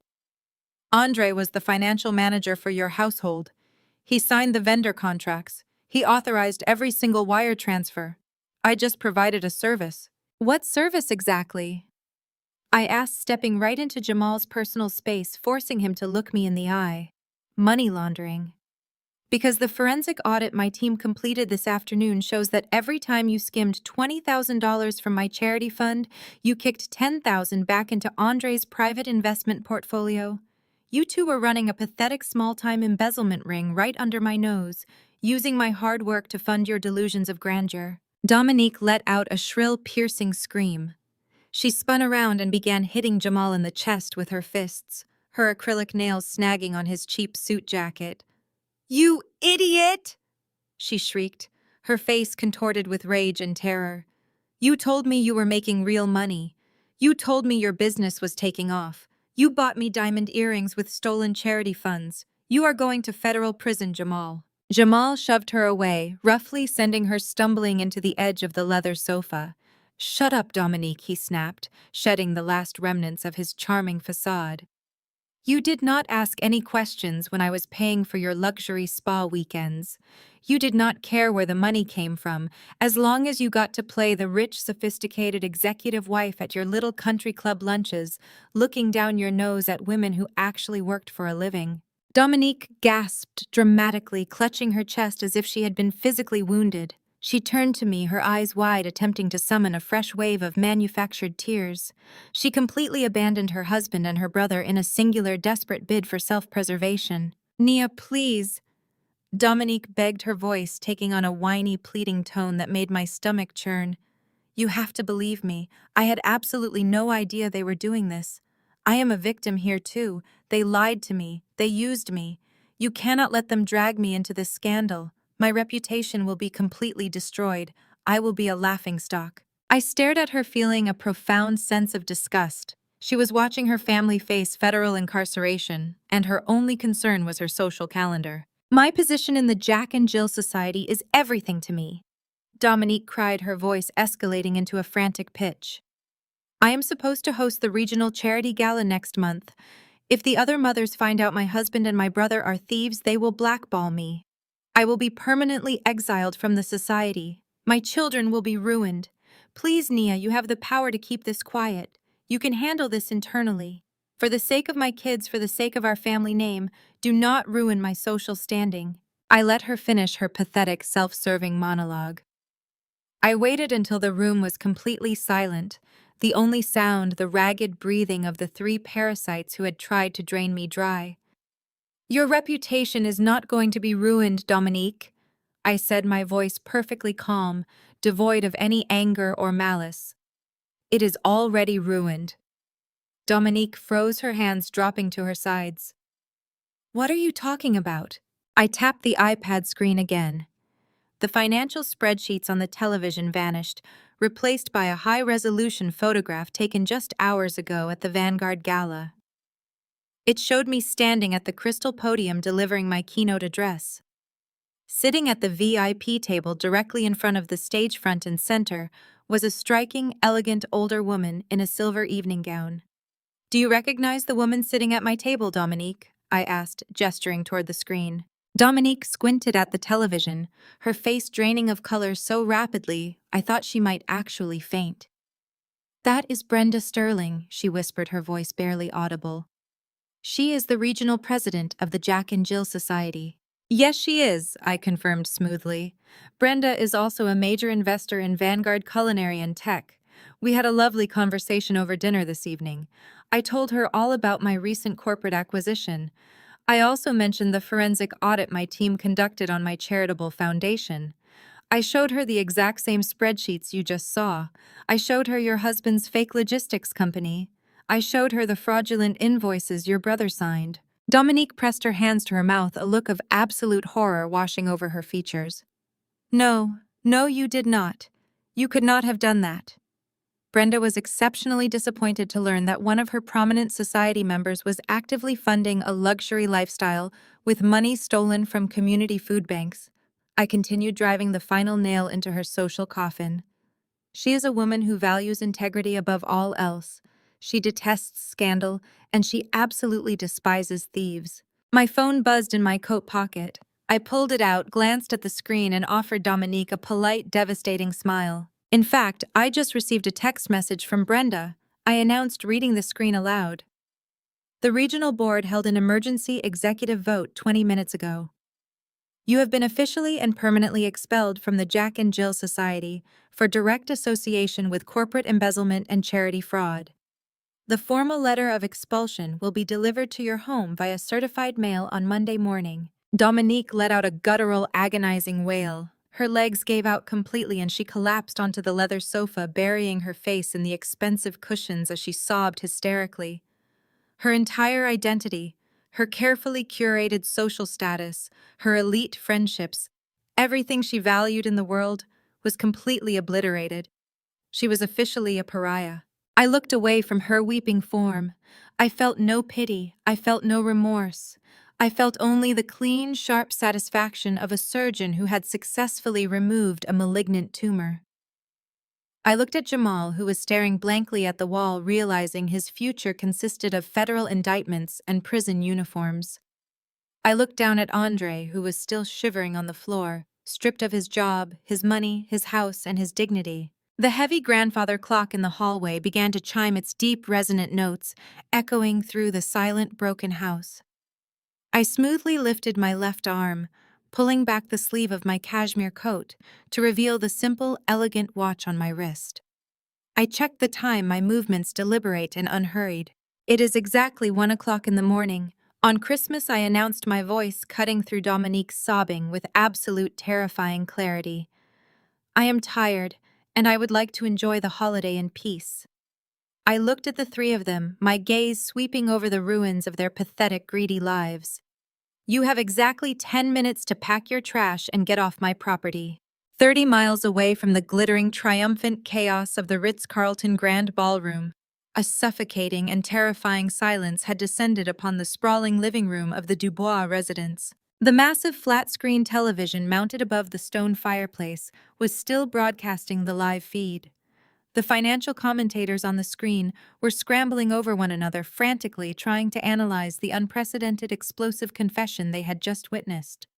The volume was low, but the words corporate fraud, federal embezzlement, and hostile takeover echoed through the room like a relentless death knell. Sterling Harrison stood perfectly still in the center of the Persian rug. The billionaire investor did not pace. He did not shout.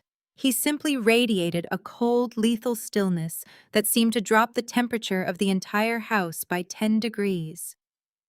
He slowly turned his head away from the glowing television screen and locked his piercing, predatory gaze directly onto Vanessa. Vanessa was practically vibrating with terror. The illusion of the sophisticated, dutiful corporate wife had evaporated the exact second my amplified voice had exposed her on national television. She was pressed hard against the back of the leather sofa, her arms wrapped tightly around her stomach in a desperate attempt to make herself as small as possible. So Sterling said, his voice dropping to a low, dangerously quiet register that commanded absolute terrified attention. You are a paid actress. Vanessa did not even attempt to maintain the charade. The sheer crushing reality of federal conspiracy charges obliterated any loyalty she felt toward her employer. Her hands flew to the back of her neck, her fingers trembling violently as she frantically unclasped the vintage gold and pearl necklace Andre had forced her to wear. She practically threw the expensive heirloom onto the glass coffee table, treating the jewelry as if it were burning her skin. I am so sorry, Vanessa cried out, her voice pitching upward in pure, unadulterated panic. He paid me $500. I just needed to make rent this month. I swear to you, I did not know anything about stolen money or hostile takeovers. He handed me a typed script and told me to smile, serve the smoked trout, and talk about lactofermentation. Please, Mr. Harrison, I have absolutely nothing to do with any of this financial fraud. I just want to leave before the police get here. Sterling did not blink. He did not offer her a single shred of comfort or reassurance. Get out of my sight, he commanded softly. Vanessa did not need to be told twice. She grabbed her inexpensive wool coat from the entryway closet, shoved her arms into the sleeves, and sprinted out the front door. She fled into the freezing, snow-covered night in her high heels, leaving the heavy oak door slightly ajar behind her. As the cold winter wind swept into the foyer, a pathetic shuffling sound echoed from the hallway. Andre stumbled out of the guest bathroom. His custom-tailored suit, which had looked so sharp and commanding just an hour ago, now hung on him like a shroud. His skin was the color of wet ash, completely drained of blood. He gripped the edge of the hallway archway to keep himself upright, his breath coming in shallow, ragged gasps that tore at his throat. He looked at the television screen, then slowly turned his desperate, terrified eyes toward the billionaire standing in his living room. He realized instantly that Sterling had heard every single word. Mr. Harrison. Andre wheezed, his voice nothing more than a pathetic, strangled rasp. I can explain everything. It is a massive misunderstanding. The accounts, the money, I can balance the ledgers. Just give me 24 hours to make the money right. Sterling let out a sharp, clinical laugh that held absolutely no humor. Make it right. You are standing in a house you do not own, wearing a suit paid for with stolen funds, begging for a job from a man who is currently evaluating how quickly he can erase you from his corporate memory. Sterling did not yell. He did not need to raise his voice to inflict absolute total destruction. He simply stood his ground and dismantled Andre with devastating precision. You brought a fraud into my presence. Sterling began his words, slicing through the tense air like a scalpel. You sat at my dining table, looked me directly in the eye, and fed me a fabricated, pathetic reality while attempting to secure an executive partnership at my firm. You insulted my intelligence, Andre. But worse than that, you stole from the woman who just executed a masterclass hostile takeover of my entire company. You looked at a titan of the financial industry and saw a catering maid you could exploit. Andre flinched violently, instinctively taking a step backward, as if he had been physically struck. Please, Sterling.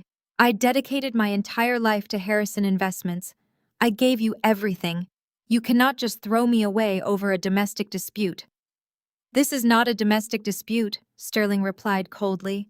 This is a multi-million-dollar federal crime, and you just confessed to it on a live syndicated broadcast. Sterling reached into the breast pocket of his tailored jacket and retrieved his phone. He did not break eye contact with Andre as he dialed a direct, highly secured number. The silence in the living room was agonizing as everyone waited for the connection. This is Harrison Sterling, said into the receiver, his tone shifting into the uncompromising, ruthless command of a corporate warlord. I need an immediate total freeze on all accounts, assets and portfolios associated with Andre Dubois. Lock down his corporate access, revoke his building security clearance, and terminate his employment contract effective immediately. Cancel his stock options and freeze his retirement accounts pending a federal investigation. Andre let out a strangled, horrifying cry. He dropped heavily to his knees, his hands reaching out in a useless gesture of surrender. No, please, you cannot do this. You are ruining my life. Sterling ignored him completely, continuing his instructions to his security team with lethal efficiency. And contact our federal liaisons at the Securities and Exchange Commission immediately. We have an employee who just publicly confessed to massive embezzlement and corporate bribery. I want a full forensic audit of his desk, his emails, and his private servers by tomorrow morning. Call the feds and hand over everything we have. We are cutting this cancer out of our firm tonight. As Sterling lowered the phone and slipped it back into his pocket, Dominique suddenly burst forward from the dining room archway. She had been hiding in the shadows with Jamal, listening to the complete annihilation of her brother's life. The sudden, terrifying mention of federal authorities and the SEC snapped her out of her paralyzed shock. She realized instantly that the luxurious, elite lifestyle she had been siphoning from Andre was dead, and she had absolutely no intention of going to prison with him. Mr. Harrison, wait! Dominique shrieked, her voice shrill with panicked self-preservation. She threw herself in front of the billionaire, her hands raised defensively. Sterling paused, his eyes narrowing with deep disgust as he looked at the woman who had spent the evening insulting her own sister-in-law. We had nothing to do with this. Dominique lied, the words spilling out of her mouth in a frantic, desperate rush. Jamal and I are innocent bystanders. We told him not to do it, Mr. Harrison. We begged him to respect his marriage and respect your firm. We love Nia. She has always been so good to us. She cooked for us. She paid our bills. Andre is a monster. He forced us to go along with this dinner. He forced us to kick Nia out into the snow tonight. We were terrified of him. Jamal nodded vigorously, aggressively distancing himself from his brother-in-law. He stepped up right behind his wife, throwing Andre entirely under the bus without a second thought. Do not look at us, man. We did not touch a dime of that stolen money. You make your own bed, you lie in it. We are victims of his manipulation too. Andre stared up at his sister and his brother-in-law, utterly paralyzed by the speed and viciousness of their betrayal. The leeches he had fed for 5 years, the family members he had stolen for and elevated, were turning their teeth on him the exact second the blood supply ran dry. They were perfectly willing to let him take the fall entirely alone, feeding him to the wolves to save their own pathetic skins. Sterling looked at Dominique and Jamal with an expression of profound revulsion. You are all repulsive, he stated flatly. Without another word, the billionaire turned and walked out the front door, stepping into the freezing night and leaving Andre completely and utterly ruined. The heavy silence returned to the living room, broken only by the sound of Andre sobbing uncontrollably into the Persian rug. He was hyperventilating, the crushing reality of federal prison looming over him. He looked up at Dominique, his face streaked with tears. "Dom, how could you say that?" Andre gasped, his voice breaking. "You knew everything. You told me to hide her. You helped me spend the money. You have to help me call a lawyer." Dominique took a massive step backward, physically recoiling from him as if he were diseased. "I am not going down for your federal crimes, Andre. You are on your own. Jamal, go upstairs and pack our bags. We are leaving right now." Before Jamal could even take a step toward the staircase, a low, powerful sound rumbled through the quiet suburban street outside. It was the heavy, unmistakable purr of a massive engine pulling smoothly into the driveway. The bright, piercing headlights cut through the large bay windows of the living room, sweeping over the walls and casting long, dramatic shadows across the floorboards. The sudden illumination froze everyone in the room. Dominique and Jamal stopped their frantic scrambling, their mouths snapping shut. Andre slowly turned his head toward the front of the house, his heart hammering a frantic, painful rhythm against his ribcage. Outside, the sound of multiple heavy car doors slamming shut echoed through the freezing night air. Then came the footsteps. They were not the hurried, frantic steps of someone rushing out of the cold. They were heavy, synchronized, and deeply deliberate. They marched up the concrete walkway and stepped onto the wooden planks of the front porch, the sound vibrating ominously through the entire house. Andre scrambled backward, his palms slipping on the hardwood floor until his back hit the edge of the leather sofa. Dominique grabbed Jamal's arm, her eyes wide with terror as she stared at the entryway. The brass doorknob turned slowly. The lock, which Vanessa had left open in her hasty retreat, clicked loudly. The heavy wooden door swung inward, hitting the entryway wall with an authoritative thud that made Andre flinch violently. A gust of freezing winter wind swept into the warm foyer, carrying with it the undeniable scent of absolute, uncompromising consequence. I stepped over the threshold, bringing the storm inside with me. I was no longer wearing the flour-stained catering apron I had left in. I was still wearing the custom emerald silk gown from the gala, a tailored black cashmere coat draped elegantly over my shoulders to ward off the winter chill. I stood perfectly framed in the doorway, a woman who had just conquered the financial world returning to reclaim her territory. Flanking me on either side were two massive, impeccably dressed private security guards. They wore sharp black suits, earpieces, and expressions of absolute intimidating neutrality. They stepped into the foyer right behind me, their sheer physical presence immediately shrinking the massive suburban house. I looked past the entryway, my gaze sweeping over the shattered crystal, the spilled scotch, the terrified faces of Dominique and Jamal, and finally landing on the pathetic, trembling figure of the man who used to call me a failure. The words hung in the air, absolute and irrevocable. For 3 agonizing seconds, no one moved. The sheer magnitude of the ultimatum paralyzed them. Andre remained slumped on the floor, surrounded by broken glass. Dominique stared at me with wide, unblinking eyes, her mascara running in dark streaks down her cheeks. Jamal looked as though he had been physically struck by lightning. Then my lead security guard took a single heavy step forward. He slowly raised his wrist and tapped his tactical watch. 9 minutes and 50 seconds, the guard announced, his voice a deep, gravelly rumble devoid of any human warmth. That broke the spell. Pure animalistic panic erupted in the center of the living room. It was a spectacular, deeply pathetic scramble for survival. Jamal was the first to move. He shoved past his own wife, his heavy dress shoes slipping comically on the polished hardwood floor as he sprinted frantically for the grand, curved staircase. "Get your bags!" Jamal barked at Dominique over his shoulder, his voice completely stripped of its usual smooth fraternity charm. "Get the jewelry. Grab everything you can carry. We have to go." Dominique snapped out of her trance. She let out a frantic, high-pitched gasp, hiked up the heavy fabric of her designer evening gown, and scrambled up the stairs right behind him. Andre was the last to rise.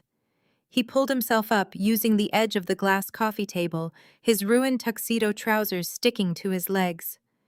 He looked at me one last time, his bloodshot eyes searching my face for a flicker of mercy or hesitation. He found nothing but cold emerald silk and an unyielding stare. He let out a pathetic, strangled whimper and bolted up the stairs after his sister. I followed them at a leisurely measured pace, my security team falling into step directly behind me. I walked up the sweeping mahogany staircase, listening to the absolute chaos echoing from the second floor. It sounded like wild animals tearing apart a gilded cage. I stepped onto the upper landing and looked down the long, carpeted hallway. Heavy wooden doors were flung wide open. Inside the guest suite, Dominique was having a complete psychological meltdown.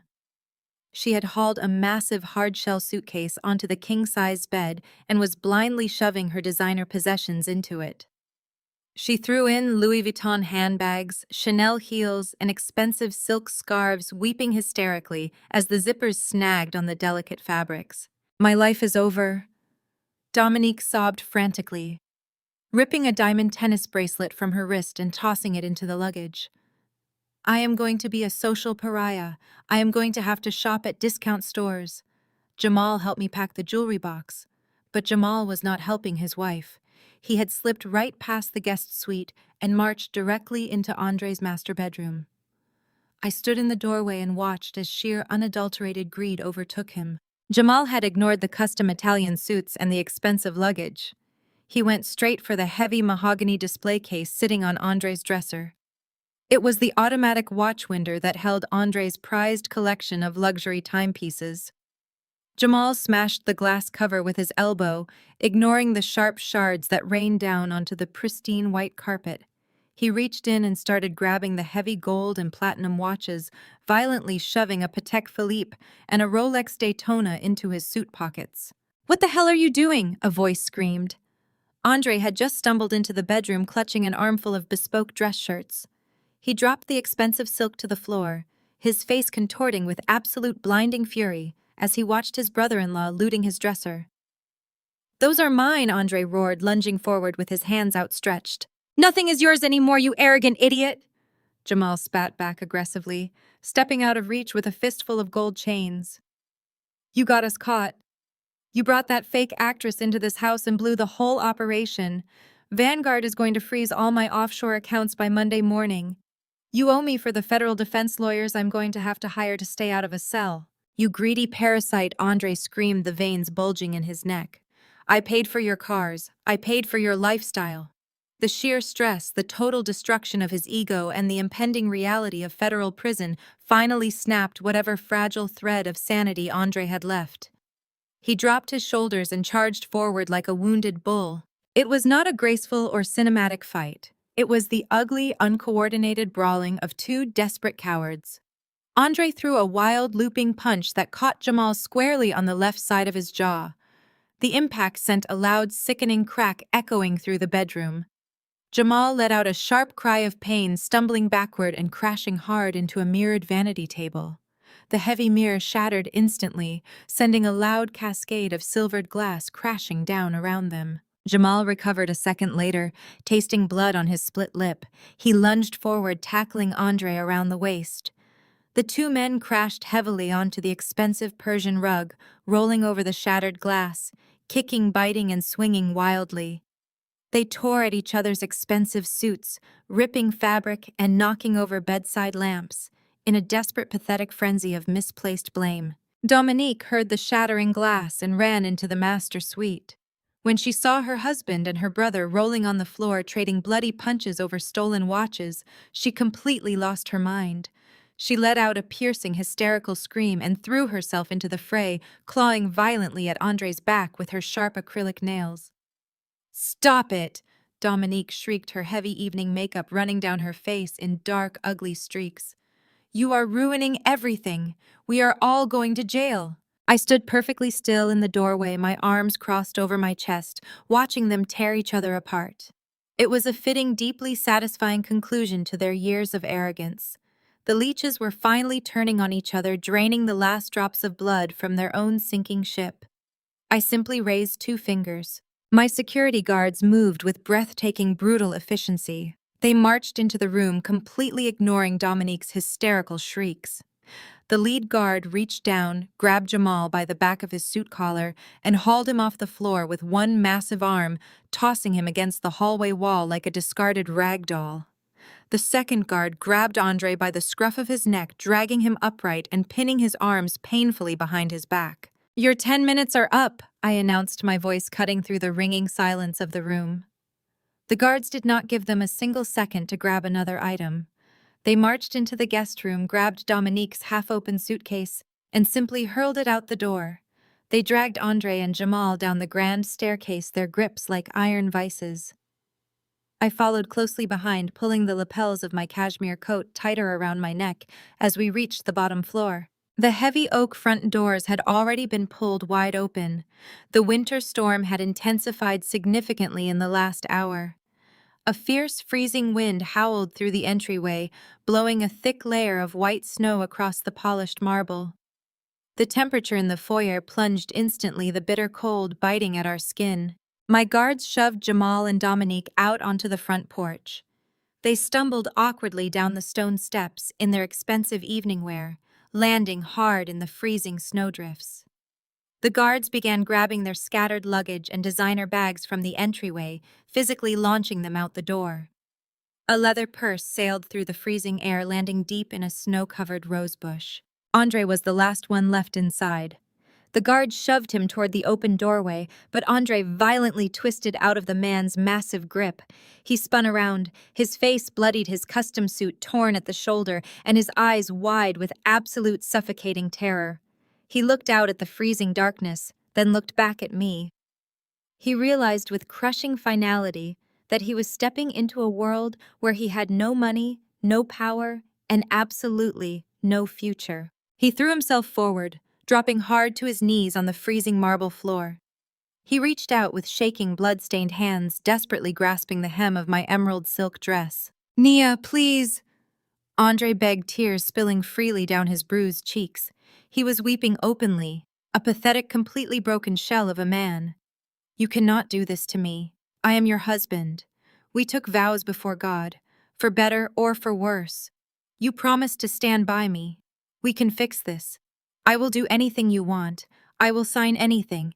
Please do not throw me out into the cold. Do not leave me with nothing." I looked down at him. I felt absolutely no pity. I felt no lingering attachment. The man kneeling before me was a complete stranger, a venomous parasite I had finally managed to scrape off my skin. I reached down and slowly, firmly pried his trembling fingers off my silk gown. I took a deliberate step back, standing tall and uncompromising in the freezing wind. "You married a caterer you thought you could control," I said, my voice ringing with cold, absolute authority. "You thought I would stay small, stay quiet, and stay in the kitchen while you robbed me blind. But you do not know how to survive a CEO who controls you." Andre stared up at me, his mouth opening and closing in silent, devastated shock. "You broke our vows the day you decided my hard work was yours to exploit." I continued, looking down at him with total unmasked disgust. "I am keeping the company, I am keeping the house, and the divorce papers will be delivered directly to your jail cell." I looked at the lead security guard and gave a sharp, definitive nod. The guard grabbed Andre by the lapels of his torn tuxedo jacket. With a single powerful heave, he lifted Andre entirely off the marble floor and literally threw him out the front door. Andre flew through the freezing air, tumbling backward down the icy stone steps and crashing heavily into a deep snowdrift next to Jamal. I stood in the doorway for one final moment, watching the three of them shivering in the blinding snow. Dominique was on her hands and knees, desperately trying to gather her expensive shoes from the freezing slush. Jamal was clutching his bleeding jaw, and Andre was simply lying flat in the snow, staring blankly up at the brightly lit mansion that used to be his kingdom. I grabbed the heavy brass handles of the massive oak doors. I did not offer a final goodbye. I pulled them shut with a loud, echoing slam. The heavy deadbolts clicked into place with a definitive mechanical snap, sealing the warmth inside and locking the antagonists outside in the brutal, freezing winter night. As I turned away from the door, a new sound cut through the heavy insulation of the glass. It was faint at first, echoing through the suburban streets, then rapidly growing louder and more urgent. It was the sharp, piercing wail of approaching police sirens. Sterling Harrison had not made an empty threat, and the authorities were arriving to clean up the trash. The flashing red and blue lights of the police cruisers pulsed through the frosted glass panels of the grand entryway, casting a chaotic, strobing glow across the marble foyer. I do not look back out the window to watch Andre, Dominique, and Jamal being handcuffed in the freezing snow. Let the federal authorities deal with the embezzlement and the petty theft. I turn my back on the front door, fully prepared to instruct my security team to secure the perimeter for the night, when a sharp melodic chime cuts through the sudden silence of the house. The doorbell. It is not the frantic, desperate pounding of Andre trying to claw his way back inside. It is a polite, deliberate ring. My lead security guard immediately tenses his hand, dropping swiftly toward his utility belt as he moves to intercept the potential threat. I raise a single calm hand to stop him. I walk across the polished marble, my emerald silk gown gliding silently behind me, and grip the heavy brass handle myself. I pull the heavy oak door open, bracing myself for another police officer, or perhaps a stray reporter who somehow managed to follow the sirens. Instead, I am met with a blast of freezing winter wind and a chorus of exuberant, booming laughter. Standing on my snow-covered porch, completely ignoring the flashing police lights at the edge of the driveway, is my real family. Chef Marcus, the man who let me use his commercial kitchens for free when Andre outright refused to give me a single dime to fund my catering business, is standing there holding a massive steaming aluminum roasting pan. Beside him is Elena, my brilliant and fiercely loyal sous chef, carrying 2 overflowing canvas grocery bags packed with fresh herbs, spices, and leafy greens. Behind them, wrapped in thick winter coats and heavy scarves, are the rest of my core culinary team. The grassroots mentors who funded my very first community food drive, and the true friends who loved and respected me when I was just a woman struggling over a hot stove. "We heard you had a sudden opening on your dinner guest list, boss." Marcus booms, his deep voice carrying over the wind, his breath pluming in the freezing air. I let out a sound that is half sob, half laugh. I step aside immediately, pulling the door wide open and waving them all in. They flood into the grand foyer, bringing with them the scent of cold winter wind, fresh ingredients, and genuine unconditional love. The transformation of the mansion is instantaneous.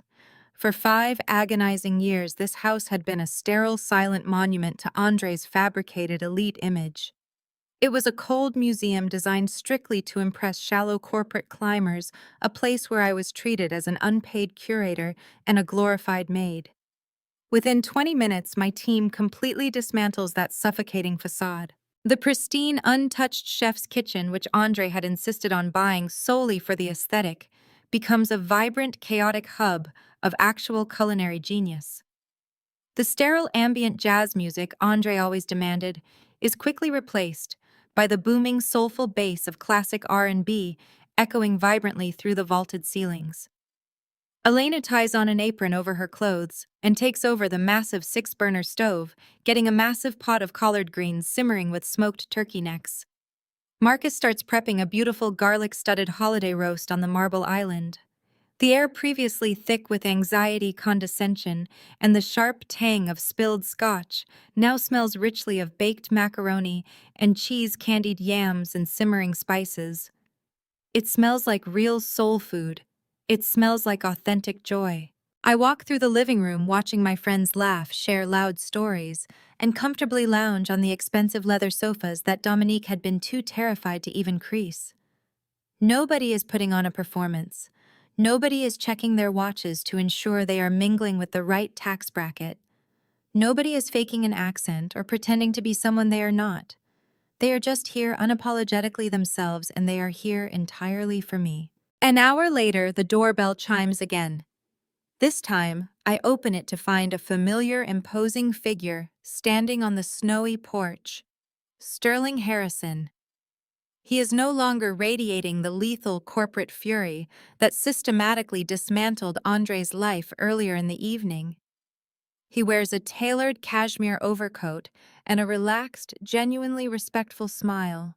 In his gloved hands, he holds a dusty, exceptionally rare bottle of vintage Bordeaux. I realized we never actually got to eat that smoked trout, Sterling says, smoothly stepping inside and handing his heavy coat to my security guard. And considering we are officially equal business partners as of Monday morning, I thought we should celebrate the acquisition properly. You are welcome in my home any time, Sterling, I reply, leading him toward the warmth and noise of the kitchen. He does not flinch at the loud music or the beautiful bustling mess of real people cooking real food. He simply rolls up the sleeves of his tailored shirt, grabs a paring knife, and seamlessly joins Marcus at the prep station, laughing loudly at a joke Elena throws his way. This billionaire titan of industry is entirely at home peeling garlic and chopping onions with my kitchen staff. Hours later, the massive dining table is completely unrecognizable. Gone are the stiff formal place settings, the suffocating corporate pretension, and the hired actors. Instead, the mahogany table groans under the weight of a true magnificent feast. Platters of perfectly roasted meats, steaming bowls of seasoned vegetables, and baskets of freshly baked bread cover every inch of available space. I take my place at the head of the table. The heavy carved chair that Andre used to occupy the throne, from which he constantly dictated my worth and minimized my existence, now belongs entirely to me. I look down the length of the dining room. I see Marcus, Elena, my loyal staff, my mentors, and Sterling Harrison, all passing plates, pouring wine, and laughing until their sides physically ache. These are the people who saw my immense value when I was just a caterer working out of a rented industrial kitchen. They are the ones who respected my sharp mind, nurtured my raw talent, and stood steadfastly by my side while my own husband actively tried to bury me. I pick up my crystal glass, the vintage red wine, catching the warm light of the grand chandelier overhead. The loud conversations slowly fall quiet, the music fading into the background as all eyes turn toward me with absolute unwavering respect. To family, I say, my voice ringing clear, powerful, and utterly steady through the warm room. Not the family we are bound to by toxic bloodlines or fraudulent contracts, but the family we build. To the people who recognize our worth long before the rest of the world sees it. And to the empires we build together. To the CEO, Marcus toasts, raising his glass high in the air. To the CEO, the entire table echoes in perfect, booming unison. I take a slow sip of the rich wine, letting the complex flavors settle on my tongue. Outside the frost-covered windows, the snow continues to fall heavily in the dark, burying the last pathetic remnants of Andre, Dominique, and Jamal's existence. Inside, I am surrounded by warmth, fierce loyalty, and absolute triumph. I smile, a deep, genuinely peaceful expression that finally reaches my eyes. I did not just break the fragile glass ceiling they tried to trap me under. I bought the entire building.